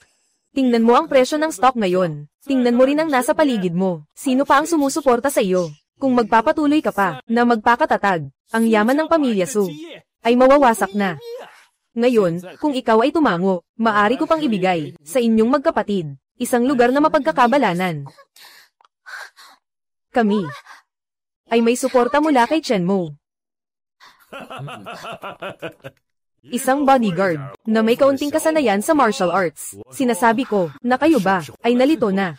Ngayon, ang kailangan ay tunay na ginto. Ang pilak ay makakapagligtas sa pamilya Su. Hindi ito tungkol sa away. Isa siyang bodyguard. Hawak ang inyong ilang libong piso na sahod para suportahan kayo. Ginoong Su, binibigay ko na sa iyo ang huling 3 minutong oras ng pag-iisip. Ilagay mo na itong pahayag ng paglipat ng shares. Agad kong papataasin ang presyo ng stock. Ibabalik ng mga supplier ang supply. Kung hindi, ang yaman ng pamilya Su sa loob ng 100 taon ay nawasak na sa iyong mga kamay. Sugod. Bilesen. Sama-sama. Chenmo. Huwag magmadali. May laro pa ako. Mahigit 2 minuto at 51 segundo. Hintayin mo akong matapos ito. Matapos ko ito. Mabilis na lang ito. Chenmo. Sa ganitong oras na, nasa laro ka pa rin. Ang puso ng lolo mo, mawawasak na ito. Huwag kang mag-alala. Nasa grupo ako para sa laban. Ito na ang huling boss. Kapag natapos na ito, matatapos na ito. Sugod. Sugod. Huling wave. Oo. Qingya, tingnan mo. Ito ka, ang tagumpay na inaasahan mo. Isang security guard na addict sa internet.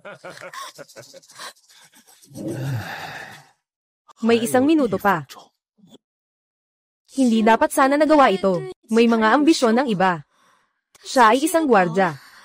Bakit naiisip ko na makakatulong siya sa akin? Sa bagay na ito, masyado itong mabigat para sa kanya. Sukdulan ito. Ginoong Su, tanggapin mo na. Hindi mo pa rin inaasahan itong gwardya. Ang gwardya, hindi nga kayang buhayin ang sarili. Paano pa ang Su? Kuya mo, nagawa ko na sa kabila. Kamusta sa inyo? Ayos na. Magtipon-tipon. Nawala ang grupo. Ang galing. Nanalo tayo. Nanalo ang laro. Si Su, malapit nang matapos. Akala mo lang, na isang laro lang, makakapagligtas kay Su.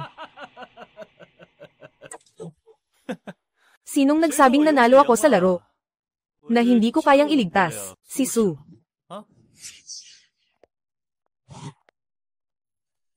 Kuya mo. Paano ang ginawa ko ngayon? Kamusta? Unang pamilya sa Haicheng. Pamilyang Nan. Ito. Paano mangyayari ito? Pamilyang Nan. Sila. Bakit sila nandito? Lahat, mag-ingat. Plano. Agad na ipatupad.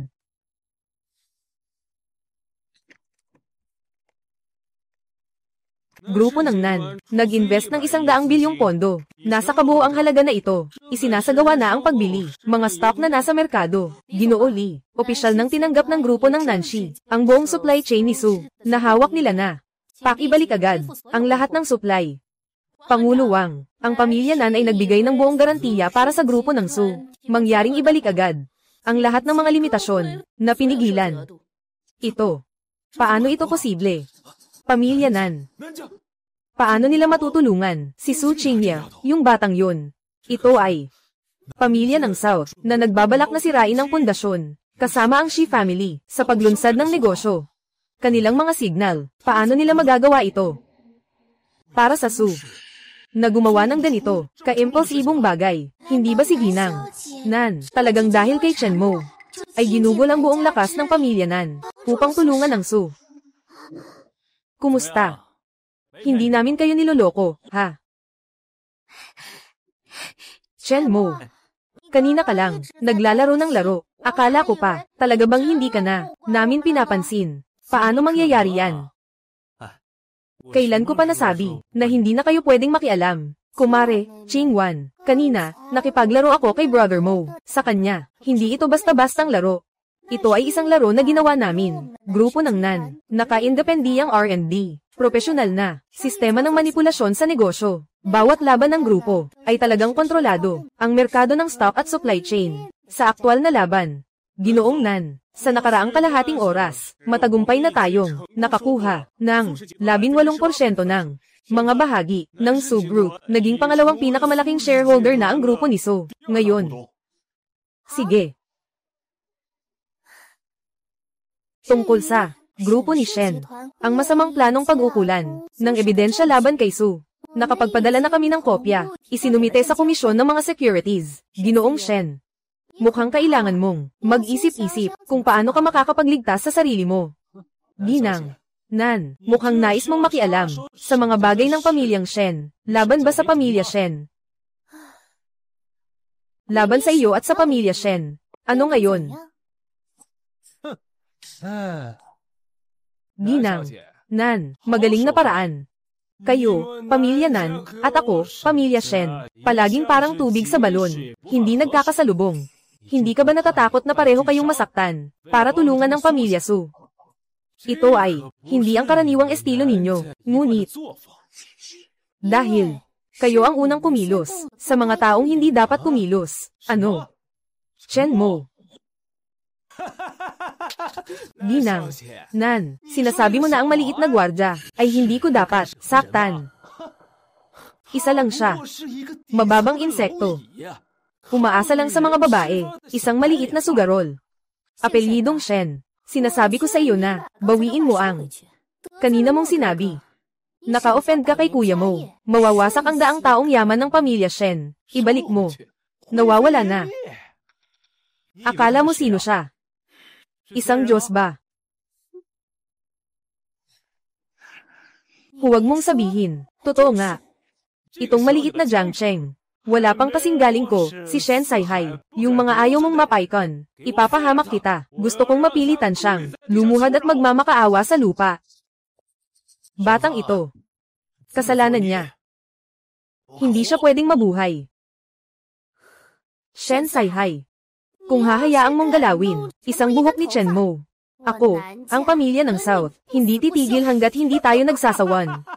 Hindi titigil hanggat hindi tayo nagsasawan. Para sa maliit na security guard na ito, self-chop siya. Talagang napaka, nawalan ng ulirat.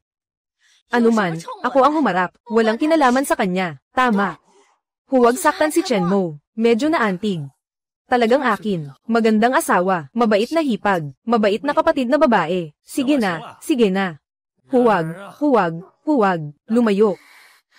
Sino ba talaga ang sino? Bodyguard ah, maliit na gwardya, marunong ka palang magpasaya ng mga babae.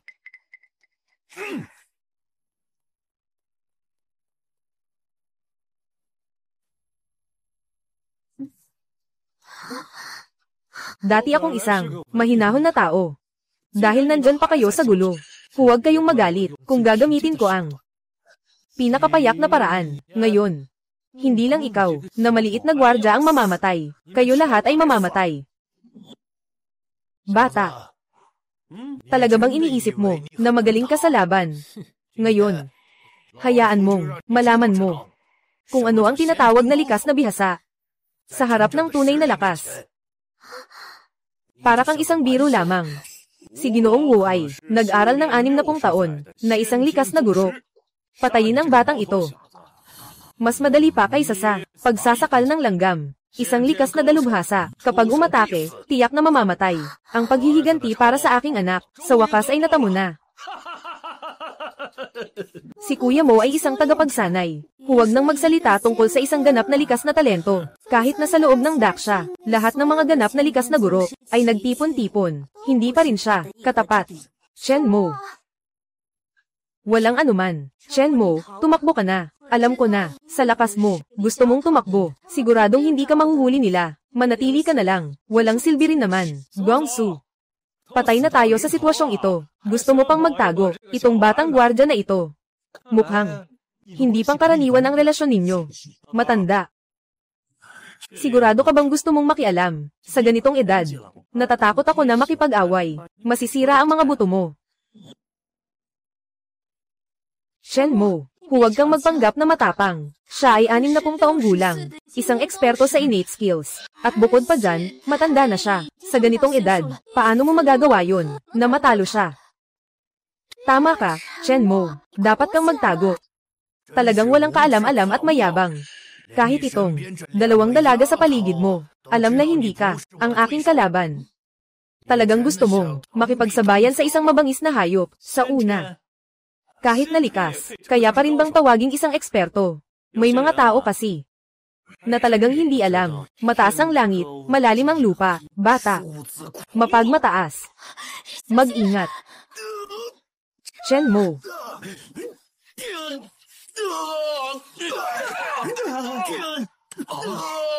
Ikaw. Ano bang ikaw? Ito. Paano ito posible? Ikaw. Ikaw.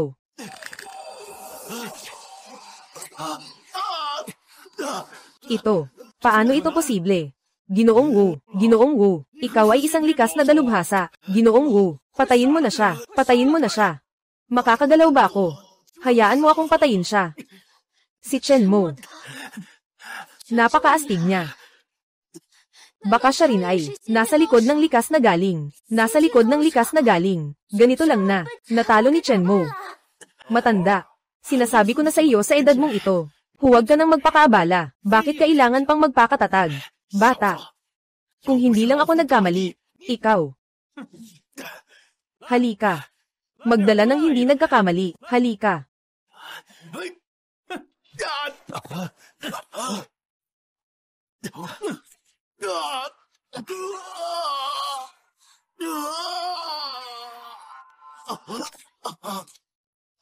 Mahigit 60 taong gulang na, tinatawag na bihasa. Talagang iniisip mo na ikaw ay isang ulam. Shenmo.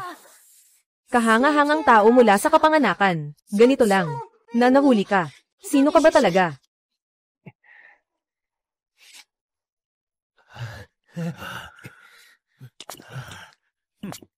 Si Shensi, tama. Bata ka pa. Mas marami kang kayang gawin kaysa sa kanya. Hindi ko inasahan. Talaga namang magaling ka.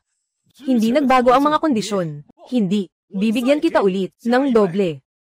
Sumunod ka sa akin, Shen Saihai. Sinasalita ko sa iyo, ang lahat ng kayamanan at kasaganaan ay iyong matitikman. Ako nga. Wala akong kulang. Ang kulang lang sa akin ay kasiyahan. Ako si Shenshe. Nakatakot ako sa isang gwardya, at napaatras ako. Anong balak mong gawin? Ako ay taga Jiangcheng, ang pamilya Shen. Tinatansya mong hindi ako magagalit. Pamilya Shen. Hindi kilala. Talagang tinatangka mong saktan ako.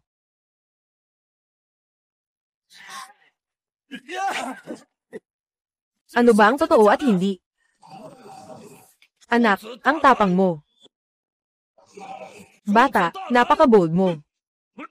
Shenmo, ayos ka lang ba? Mukhang nag-aalala ka sa akin. Anong oras na? Nagmimerienda ka pa ng ganyan. Talaga namang hindi nagkamali sa tawag sa iyo si Suzong. Mas magaling ka pa kaysa sa matandang iyon. Napakabata. Ngunit pumasok na sa estado ng likas na kakayahan. Sa murang edad. Ay nagawa pang sakta ng aking disipulo. Ng ganitong kasuklam-suklam. Ako. Si Shenmingzi ng Fengge Yumen ay narito. Nasa gitna pa ng pag-aaway at pang-aasar. Door ng bagyo at ulan. Ang lakas ba? Door ng bagyo at ulan. Ito ay kasalukuyang pinakamataas na pamanang martial arts. Ang kanilang lakas ay kumakalat sa buong bansa. Kaya hindi katakatak ang sobrang arogante ng Shen pamilya. Kaya pala may wind and rain gate siya sa likod. Kung ikukumpara kay kuya mo, ano ang wind and rain gate? Bata. Na kaya mong talunin ang aking disipulo, mayroon ka ring kakayahan. Sayang, nakatagpo ka sa matanda. Isa na namang matanda. Hula wawa, iligtas mo ang lolo. Isa-isa silang dalhin. Bata, mukhang may potensyal ka. Bibigay ako sa iyo ng pagkakataon. Sumali ka sa Wind and Rain Sect. Sa mga pangyayari ngayon, hindi na ito pag-uusapan. Sandali lang. Sabi mo kanina, ano ang pangalan mo? Elder ng Wind and Rain Sect, Shen Mingzi. Wind and Rain Sect, Shen Mingzi. Hindi. Ikaw lang naman, isang martial artist. Bakit ka nag-aarteng nag-aaral ng immortality? Immortality. Sinasabing sa tuktok ng Chindian Mountain, may isang Diyos, na nabuhay ng 1,000 taon, pinangarap na maging Diyos. Huwag kang magmatigas, bata. Talagang walang alam. Tao ng asul na ulap, di ba siya ang aking guro? Sumali sa inyo. Anong antas? Anong klase? Nasa anong karapatan mo para ipagkanulo ang iyong guro? Bata, napaka-ambisyoso mo. Pinto ng hangin at ulan, ay isang tanyag na sekta. Ako ay isang guro sa larangan ng likas na kapangyarihan. Pinuno ng mga guro. Nagmamalaki ka talagang magsalita ng ganyan. Nilaling mo ang aking sekta, guro. Talaga bang magaling? Isang hindi alam na bagay. Batang walang kaalaman. Ako. Nakikita kong hindi madali ang iyong pagsasanay. Bibigay ako sa iyo ng 3 araw na pagkakataon. Pagkatapos ng 3 araw, kung hindi papayag, huwag mong sisihin ang aking walang pakialam. Sa oras na iyon, hindi ikaw lang, kundi pati na rin ang mga ito, mga taong nagpoprotekta sa'yo. Lahat ay nasa bingit ng panganib. Tumakbo.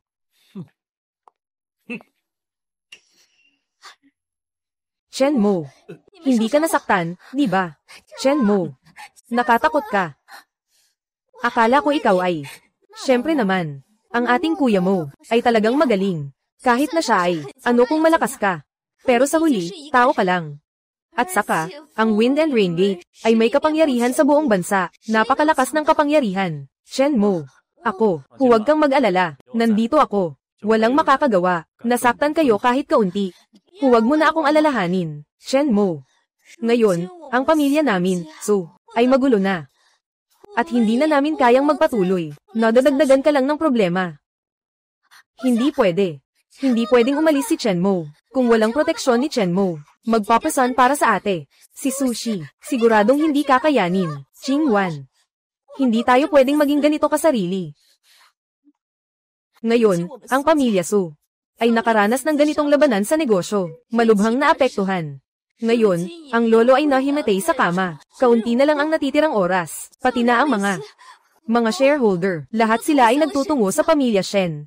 Sa pintuan ng bagyo at ulan, nakatutok din sila sa amin. Kaya, mas mabuting umalis ka na. Hindi ka naman talaga kailangang mapasok sa buhawi na ito. Dito ay wala kang kinalaman. Kayo dalawa, tinitingnan nyo lang si kuya mo. Hindi naman, Gongsi. Parang pinagsisibak mo na ang kabayo pagkatapos gamitin. Itong pinto ng bagyo, sikat ba ito? Para sa akin. Pero isang, gym lang. Gym. Ang paglalarawan na ito, ay talagang kakaiba. Pero sa iyong paningin, talaga namang isang gym siya. Ginang. Nan, talagang gusto si Chen Mo. Talagang nagtitiwala sa kanya, kung ganun. Chen Mo. Mas mabuti pang sumunod ka, kay Ginang. Nan, mayaman at makapangyarihan siya. At ako ngayon, wala akong maibigay sa iyo.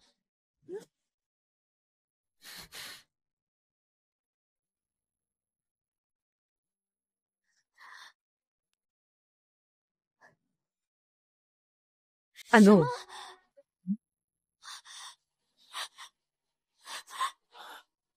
Kalagayan ng lolo, biglang lumala. Nagbigay na ang doktor ng babala sa panganib.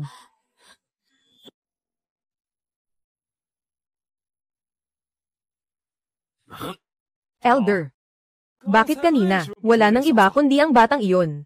Nagtuturo ka ba sa akin kung paano gumawa?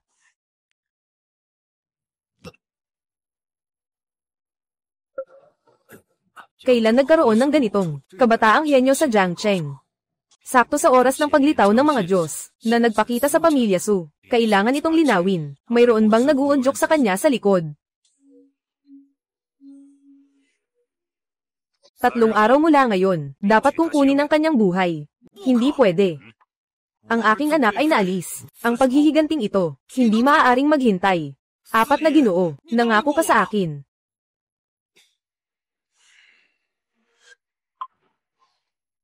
Magtuturo ka sa akin kung paano gumawa ng mga bagay.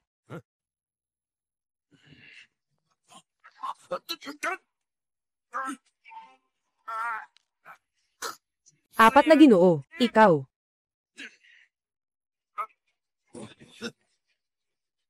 Mahal na bata, hindi karapat-dapat na makipag-usap ng mga kondisyon. Patayin mo rin ang kanyang anak. Zhao pamilya, dapat na mawala na sa Jiangcheng. Oo.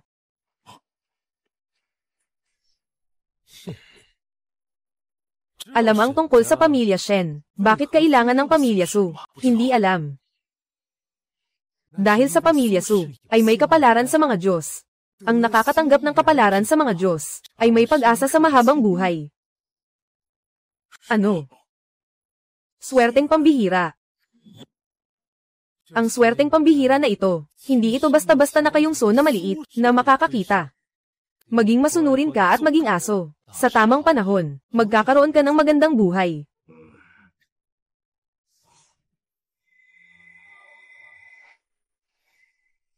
Yung tatay mong walang kamatayang, uminom ng napakatinding lason, hindi pa namatay, talagang matigas pa.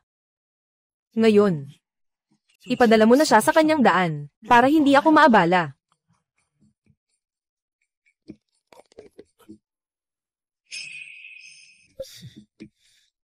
Ayos.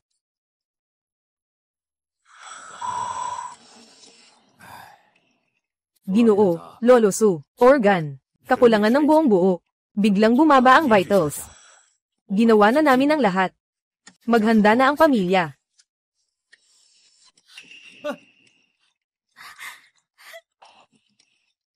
Ito ay dahil sa pagkalason.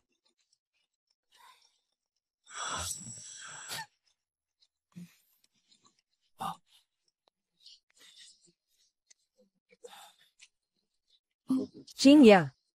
Nakikiramay at tanggapin ang kapalaran. Suboy Yuan. Hindi pa umaalis si Lolo. Oo nga. Kaya, may isang pag-asa pa. Inalis ko si Dr. Zing. Puntahan niya agad para tingnan. Baka may pag-asa pa. Zing Guang. Zing Shenyi. Ang kanyang kaalaman sa tradisyonal na medisina, talagang hindi pangkaraniwan. Walang magawa ang kanlurang medisina. Marahil may kakaibang bisa ang tradisyonal na medisina. Baka, maaaring may natuklasan si Zing Shenyi.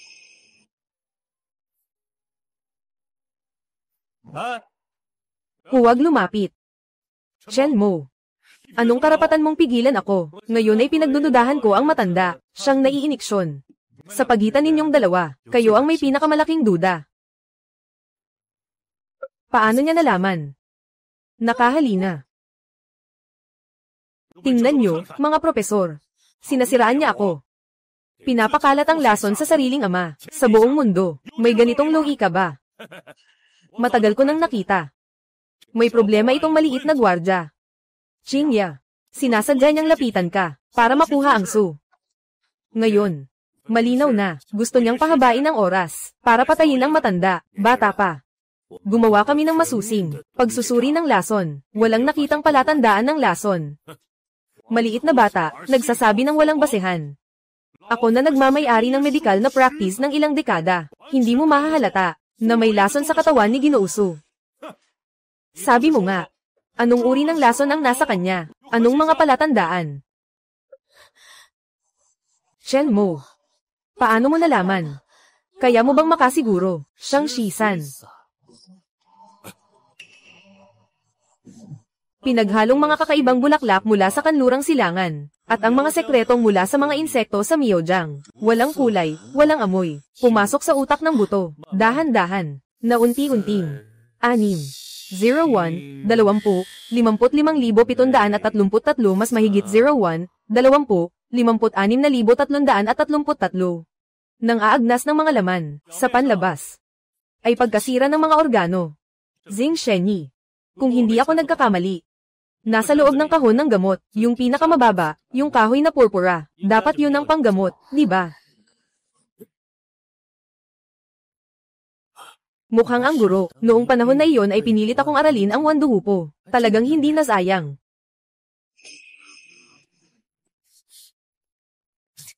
Ipakita mo sa akin. Kababawan. Itong kahon ng gamot ay pribadong pag-aari ni Ginoong Zing. May mga lihim dito na hindi dapat ipagsabi. Ginoong Zing, mabilis, tulungan mo ang tao. Huwag mong pansinin ang baliw na ito. Huwag na huwag silang papayag ang maggamot. Sila ang mag-aalaga. Walang duda na mamamatay ang matanda. Ako ang mag-aalaga. Chen Mo.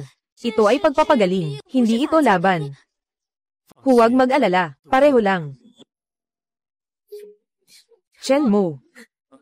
Talagang kaya mong magpagaling. Siyempre, iwanan mo lahat sa akin. Madali lang yan.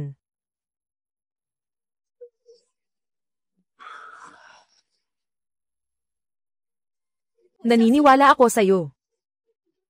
Naniniwala rin ako sa'yo. Itong matandang ito, hindi na talaga kaya, kahit hindi na magpatuloy sa pagdudulot ng lason. Wala na rin problema. Pwede pang ang Sir-an si Chen Mo. Su Qingya. Ikaw, anong balak mong gawin, para mapahamak ang matandang lalaki? Okay, Su Qingya.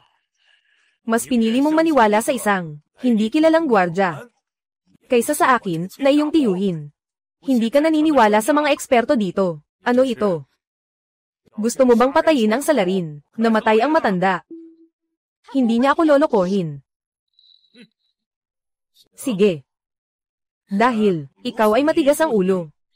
Kaya tayo ay gagawa ng pusta sa harap ng lahat. Maglagay tayo ng kasunduan. Kung hayaan si Ginoong Zing na tumingin sa matanda, may pag-asa pang mabuhay. Pero, kung hayaan itong si Chen Mo na tumingin, mawawalan tayo ng pinakamainam na oras para sa pagol, dahilan sa matandang lalaki, na magkaroon ng anumang hindi inaasahang pangyayari. Si Su Qingya ay kailangang agad na magbitiw sa posisyon ng presidente ng Su Group. At ako ang papalit. Ikaw, kaya mo bang tumaya? Ito ay isang puwersahang pag-akyat sa trono. Matagal na niyang pinlano ito. Ate, huwag mong siya sanang pagbigyan. Ginoong Su, mag-ingat ka. Ang sitwasyon ng matanda, hindi dapat magkaroon ng kahit kaunting pagkakamali. Sa tingin ko, mas mabuting hayaan ang Diyos na manggagamot, na tumingin muna.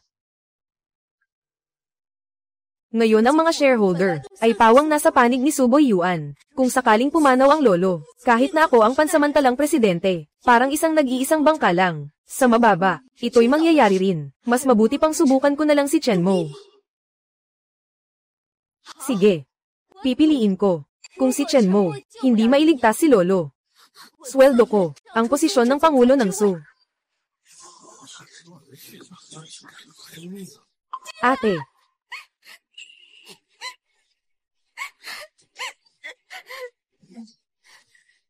Naniniwala ako kay Chen Mo.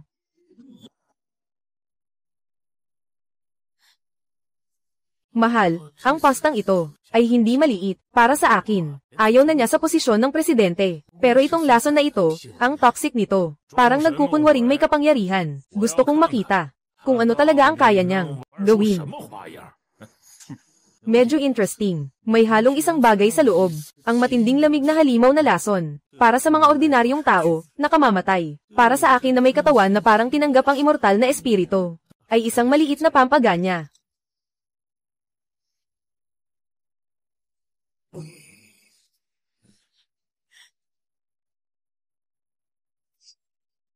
Karaniwan ng lasa, masyadong magulo ang enerhiya, hindi kasing linaw ng sa master ko. Ang tunay na enerhiya ay malinis. Sige na lang. Kailangan na namang maging mas malakas.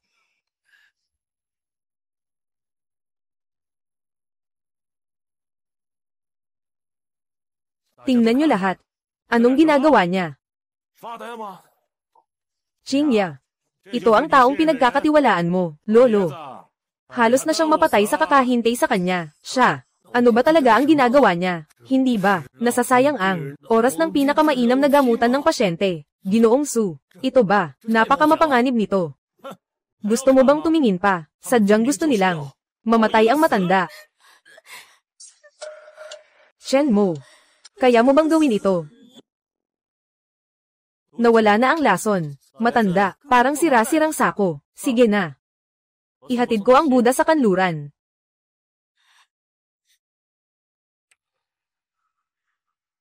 Mababang antas na rejuvenation pill. Para sa isang mortal. Sapat na ito.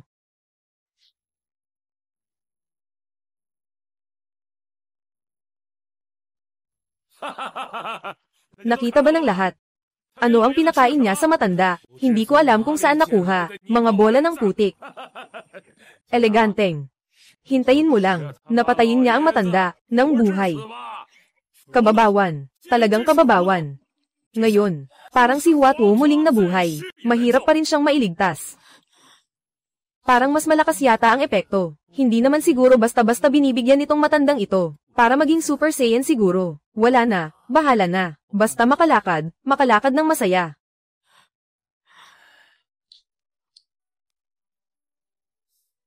Nagawa na. Sana mamaya, yung matanda, huwag naman masyadong malakas. Umiiling siya. Humihikbi siya. Alam ko na, nagpapanggap lang. Sa huli, nagpapanggap lang. Su Qingya. Nakita mo ba?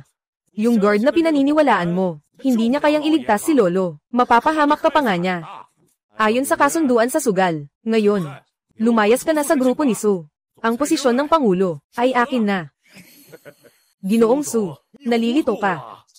Kung pinayagan mo akong tumulong ng mas maaga, Ginoong Su, may pag-asa pa. Ngayon, dahil sa walang kwentang batang ito, naantala niya ang tamang pagkakataon. Nakakalungkot talaga. Batang ito, hindi ka ba sobrang yabang kanina? Hindi mo sinabing ikaw ay natusok. Bakit ngayon tahimik ka na? Wala na akong magagawa, nabigla ako. Sasabihin ko sa'yo. Kung ang matanda, ngayon ay pumanaw na. Ikaw ang magiging salarin. Gusto kitang parusahan. Iya. Sabi mo, tapos na ang usapan, di ba? Nagawa na. Anong ibig sabihin nito? Tama iyon. Ibig sabihin ay gumaling na. Totoo. Bola. Akala mo ba bobo kami? Napakaraming eksperto sa medisina, hindi na maiaayos. Tumayo ka lang dito sandali. Ginoo. Kung Majay gising siya. Ang pangalan kong Suboy Yuan ay isusulat ng baligtad.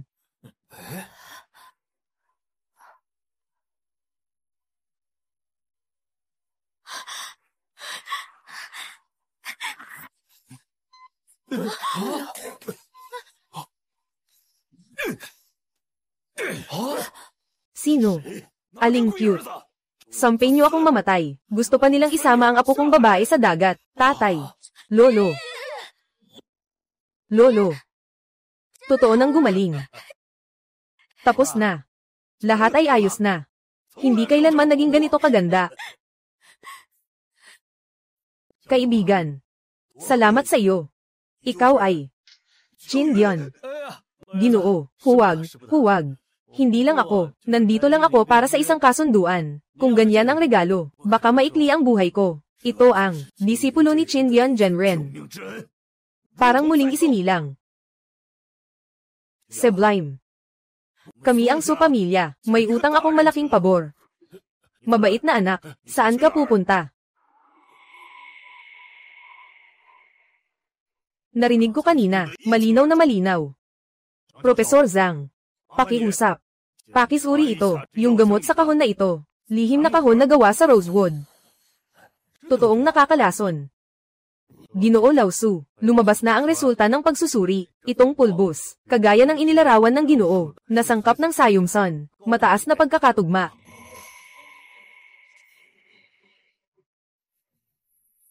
Mahal na mahal, para sa mana.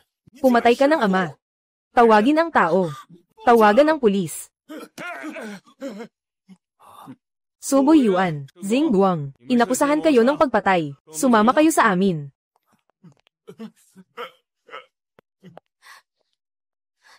Chen Mo, salamat sa'yo, sa pagtulong sa asawa ko. Walang anuman. Huwag kang mag-ingay. Bata.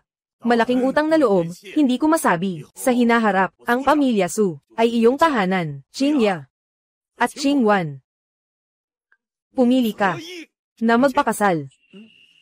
Ano?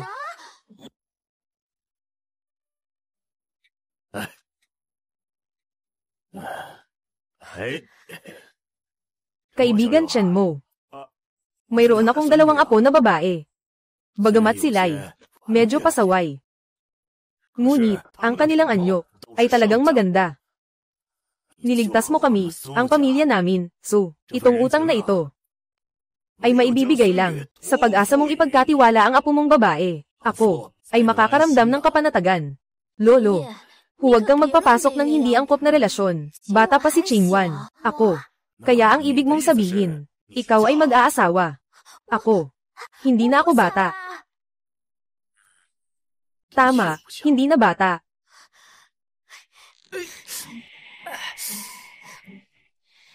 Sira. Yung lason sa pag-ubos ng buto ay parang isang panggatong ng malamig na lason na nag-aapoy sa naipong enerhiya sa aking katawan. Ngayon, talagang hindi ko na kayang pigilin ang pagputok ng aking pagninilay. Baka 3 buwan o 5 buwan, o kaya dekada. Hintayin mo akong lumabas. Baka ang misis ko ay matanda na. Shenmo, ikaw, bakit ka nagliliwanag? Shenmo, okay ka lang ba? Ikaw, bakit ang sakit-sakit? Anong nangyari, kaibigan? Ano ito? Ayos lang ako. Siguro napasobra lang ako kumain. Kailangan mong mag-digest, mag-ehersisyo ka. Hindi na kaya, kailangan agad maghanap ng lugar para mag-meditate. Kung hindi, magkakontrol ang enerhiya. Mapapaso ang buong bilya.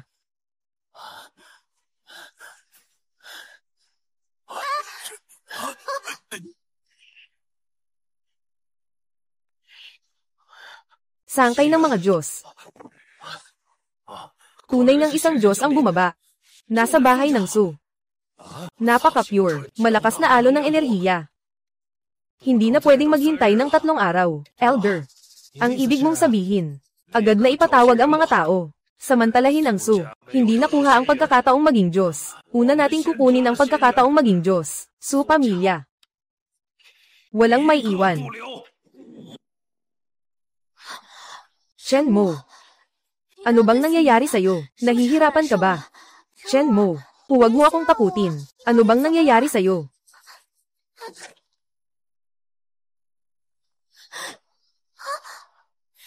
Bata. Tama nga, ikaw yan. Nang ahas kang nakawin ang swerteng ng Fengyumen. Alam ko na. Pumunta ka sa pamilya Su. Masama ang loob. Ibigay mo ang langit na koneksyon. Ako. Hindi kita papatayin, Ginoo Su. Ngayon, ito ang araw ng pagbagsak ng iyong Su pamilya. Huwag ninyong asahan na masasaktan si Shenmo. Nandito kami, huwag kayong mag-isip na makakapunta doon. Magpapakamatay kayo.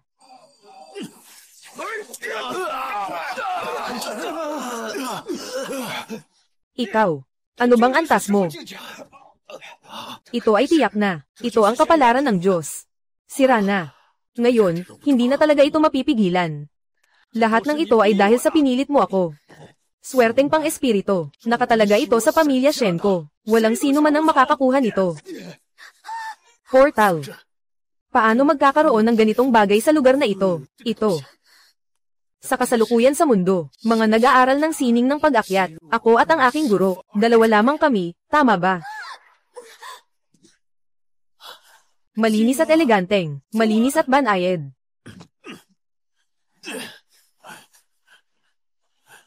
Ito, ano itong bagay na ito? Saan na si Qingwan at Qingya? Bilisin mo, mabilis, tulungan mo sila.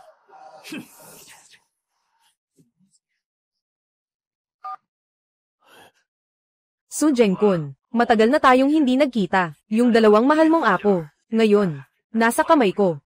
Shen Wanhao. Ikaw, anong balak mo? Pakawalan mo na sila. Huwag kang mag-alala, sila ay pansamantala, hindi mamamatay. Ngunit, maaaring hindi na natin malaman mamaya. 20 taon na ang nakalipas sa Qindian Mountain. Kailangan mong makatagpo ng isang engkanto. Samantalang ako ay nasa paanan lang ng bundok, nanghihingi ng awa mula sa engkanto. Nakuha ko ang compass na ito. Tiyak na isang engkanto, ang nagbigay sa akin ng hamon para sa aking pamilya. Ngayon, umaasa ako sa kapalaran ng mga Diyos. Nakapagtagumpay na ako sa aking daigdig. At ikaw, pamilya Su. Ngayon, ang kapalaran ng mga Diyos ay lumitaw. Ito ay talagang iniwan ng mga Diyos. Para sa ating pamilya Shen. Ngayon, hayaan mong ang batang iyon. Agad na sumuko. Hindi dapat mapunta sa inyo. Swerteng pambihira. Palalayain ko ang iyong apo. Swerteng pambihira. Hindi ba? Ito ay mula sa mga panahong ikaw mismo ang naglaro ng mga basurang mahika na itinapon sa bundok, compass ng paglipat. Nagkukunwari. Walang anuman. Dahil nakuha ng gwardya ang pagkakataong ito, hayaan na siyang dumating. Hindi naman siya masyadong malakas, pero mahusay siyang magprotekta sa tao, di ba? Ngayon, nilagay ko ang kanyang gusto. 2 babae, sa silangan at kanluran ng Jiangcheng. 2 abandonadong bodega. Ang bomba ay sisubog pagkatapos ng 1 oras. Kailangan niyang gamitin ang sarili niya para iligtas ang isa. Hayaan siyang pumili. Subukan niya. Ang sakit ng pagpili.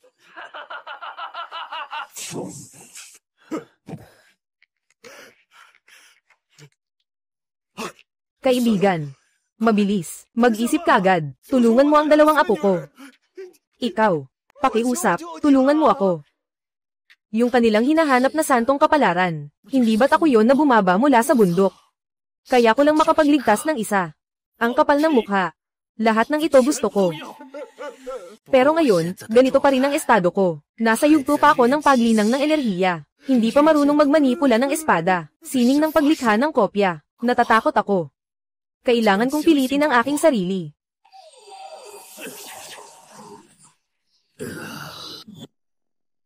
Walang oras para dyan. Para sa aking asawa. Gagawin ko ang lahat. Ngayon, gagamitin ko ang lahat ng lakas ko. Upang maabot ang aking hangganan. Pagtatayo ng batayan. Ito ay ginataang bituin. Yuan Yin. Ipagpatuloy mo. Wasakin. Pagbabago ng Diyos. Lumabas.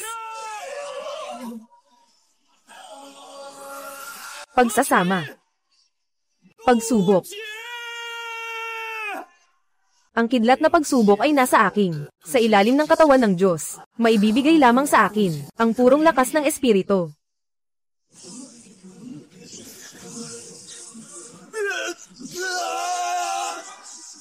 Maliit na guro ng Diyos. Ito ay isa pang pagsabog.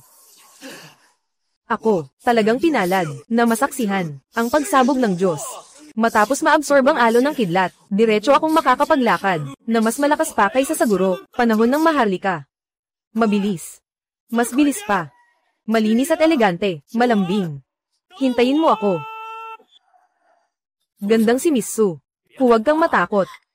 Basta't ang maliit na gwardya, gagawa ng tamang desisyon. Mabubuhay ka. Nang mas matagal. Siyempre, kung pipiliin niya, yung sa kanluran. Huwag ka masyadong malungkot. Sa kabila ng lahat, anuman ang mangyari, kayo ng mga kapatid, ay tiyak na mamamatay. Tatay, yung batang iyon, siguradong darating para iligtas siya. Dumating ang panahon, ang swerte ng Diyos ay magiging sa atin, dito.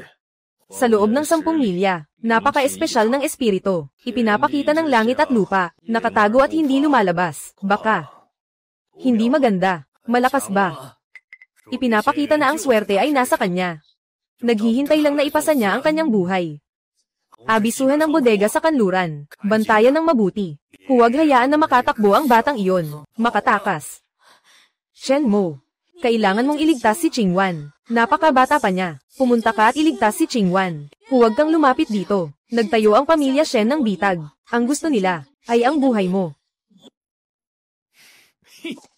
Narinig mo ba? Baka pinili ng batang iyon ang kapatid mo. Huwag ka nang umasa sa kanya. Hindi ka pa rin umaasa, di ba? Na darating siya para protektahan ka. Nakakatawa naman. Isang bantay na malapit ng mamatay. Anong maipapangalaga niya sa iyo? May bomba mamaya. Pumotok ng malakas. Wala nang magagawa. Shen Mo. Alam kong nahihirapan ka talaga. Pero, pakiusap, tulungan mo ang ate mo. Para sa pamilya ni Su, napagod na siya ng sobra. Hindi siya pwedeng mamatay. Ayos lang ako. Papa, bakit hindi pa siya dumating? Hindi kaya natakot na takot? Hindi. Sa panahong ito, may kakaibang pangyayari sa langit at lupa. Lumalala na. Nararamdaman ko, maaaring siya, ay papunta na. Ang taong ito ay may pambihirang lakas. Kailangan mag-ingat. Malakas.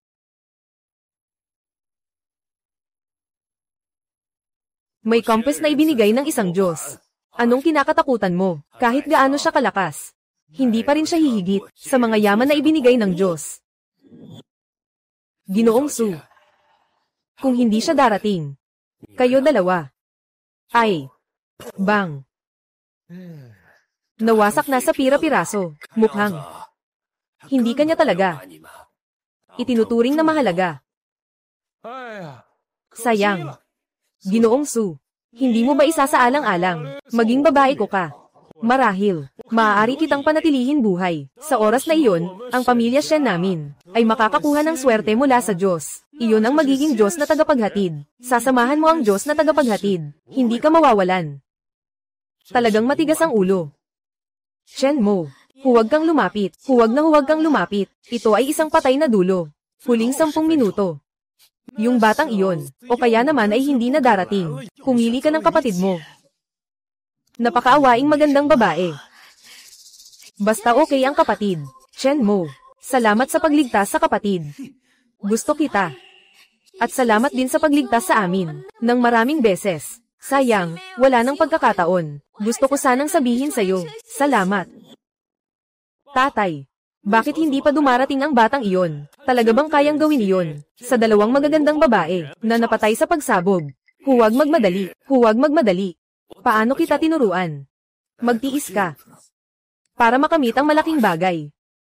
Kahit na hindi dumating ang batang ito, hindi siya makakaligtas. Ang Wind and Rain Gate at ang pamilya ko, Shen, gagawin ang lahat upang hulihin at salakayin. Kapatid. Pakiramdam ko may mali. Mali. Talagang mali. Ang espiritual na enerhiya sa paligid, hindi parang naguguluhan. Parang nagtitipon patungo sa isang punto. Parang, may isang tao na nagsusulong ng isang plano, ng isang bagay na magwawasak sa mundo. Pinuno ng pamilya Shen. Nagbago ang plano. Bakit ka nag-aalala? May aking mga yaman ng Immortals. Shen Mo, tama lang na hindi ka dumating. Kami ng kapatid kong babae, ay hindi naman tungkol sa iyo. Nandito lang kami, ng ilang panahon. Wala kang kailangan, na isakripisyo ang sarili mo para sa amin, Qingwan. Dadalhin ka na ni ate para samahan ka.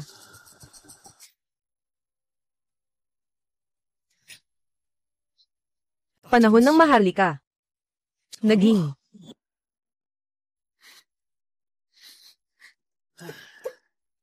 Huling 20 segundo, pangalawang anak na babae ng Su. Sa iyong panandaliang buhay, magpaalam na tayo. Sa susunod na buhay, muling ipanganak, huwag nang tumingin sa ganitong mga malas na maikli ang buhay. Umalis. Shen Mo, Palem, at saka, ako, ay may gusto sa iyo.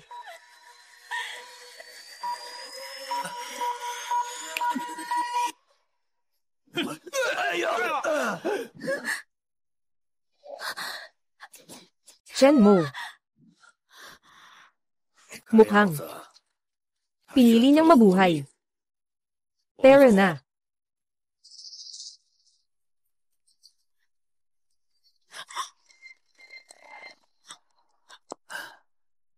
Shen Mo.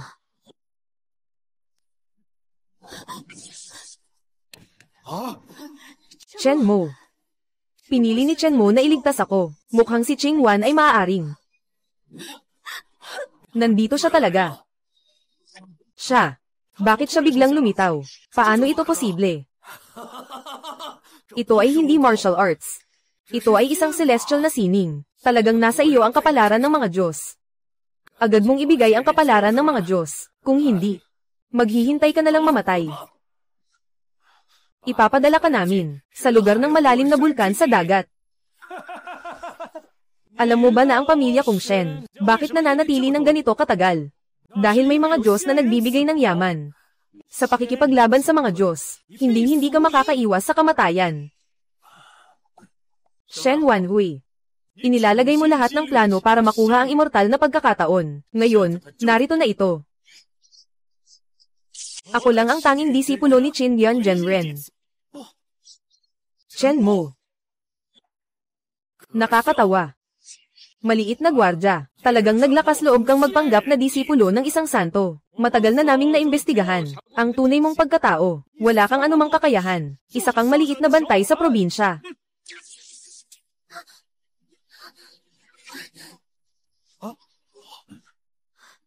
Ate, buhay ka pa pala. Qingwan ah, nandito ka pa. Ang ganda. Ate, natatakot ako. Akala ko, hindi na kita makikita. Maaari mo rin siyang ilipat. Tama nga, may kapalaran ka. Oo nga. Tila wala kang dala na kagamitan. Baka may limitasyon sa oras. Hindi ito kayang talunin ng aking compass. Agad mong ibigay ang iyong swerte. Papalagpasin kita. Sandali lang. Ito ay Qindian Thunder Pattern. Nakasulat sa mga sinaunang aklat ng aming sekta. Tanging ang mga Diyos lamang ang makakapagpabuo ng kidlat. Na natural na nagiging ulap na may kidlat. Siya ang tunay na tagapagmana ng Diyos. Si Ginoong Xuanming, sigurado ka bang hindi ka nagkakamali? Walang pagkakamali. Mga ninuno, nakatanggap ng biyaya mula kay Shen Yun Zhenren. Sa pinto, hanggang ngayon ay nag-aalay pa rin sila, ng larawan ng tuktok ng kidlat na may pattern ng Qindian. Ito, yung enerhiya ng dalisay na paraan. Pareho na pareho sa nakasulat sa mga ninuno natin. Compass.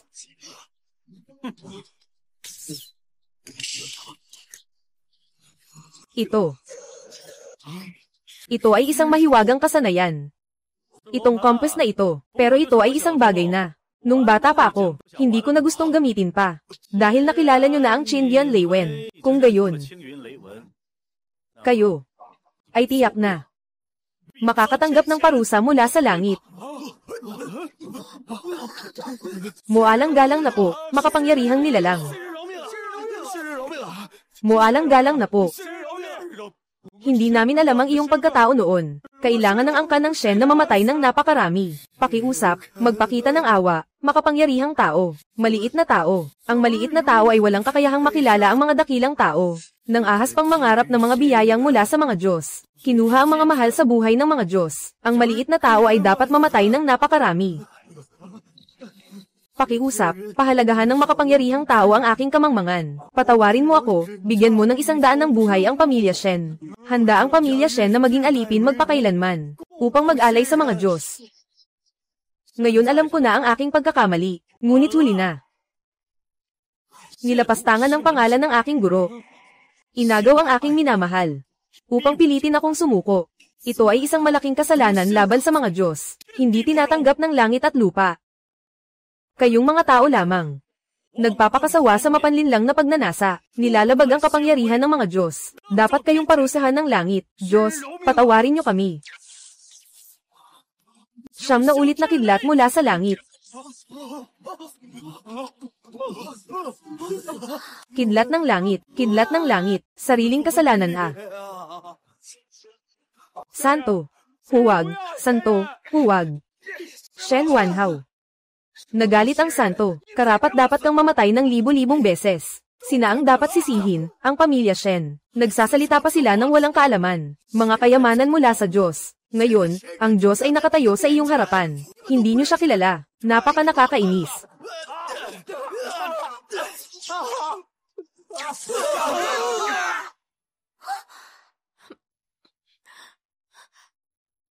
Shenmue, talaga bang ikaw ay Diyos? Talagang ikaw ay isang Diyos. Bakit? Hindi ba? Walang duda. Qin Yuanpik, nag-iisang malaking disipulo. Sa utos ng guro. Partikular na bumaba sa bundok, tuparin ang kasunduan sa kasal. Ang kasunduang ito ay para sa ikalawang anak na babae ng Su. Napipiliin ng isa para pakasalan. Kung talagang ikaw ay isang Diyos na malayang naglalakbay sa mundo, na may mahabang buhay, sa hinaharap, babalik pa ba tayo sa bundok ng mga Diyos na yon? Kami ay mga ordinaryong tao lang. Saan tayo pupunta? Nung itinulak ako ng master ko pababa ng bundok, sinasabi pa niya sa akin, na hindi ako mag-aasawa, hanggang hindi ako nakakuha ng asawa. Kung hindi ka maghahawak ng maraming malalaking plush toys, hindi ako makakabalik. Sa napakahirap kong gawain. Kakaunti pa lang ang natapos ko.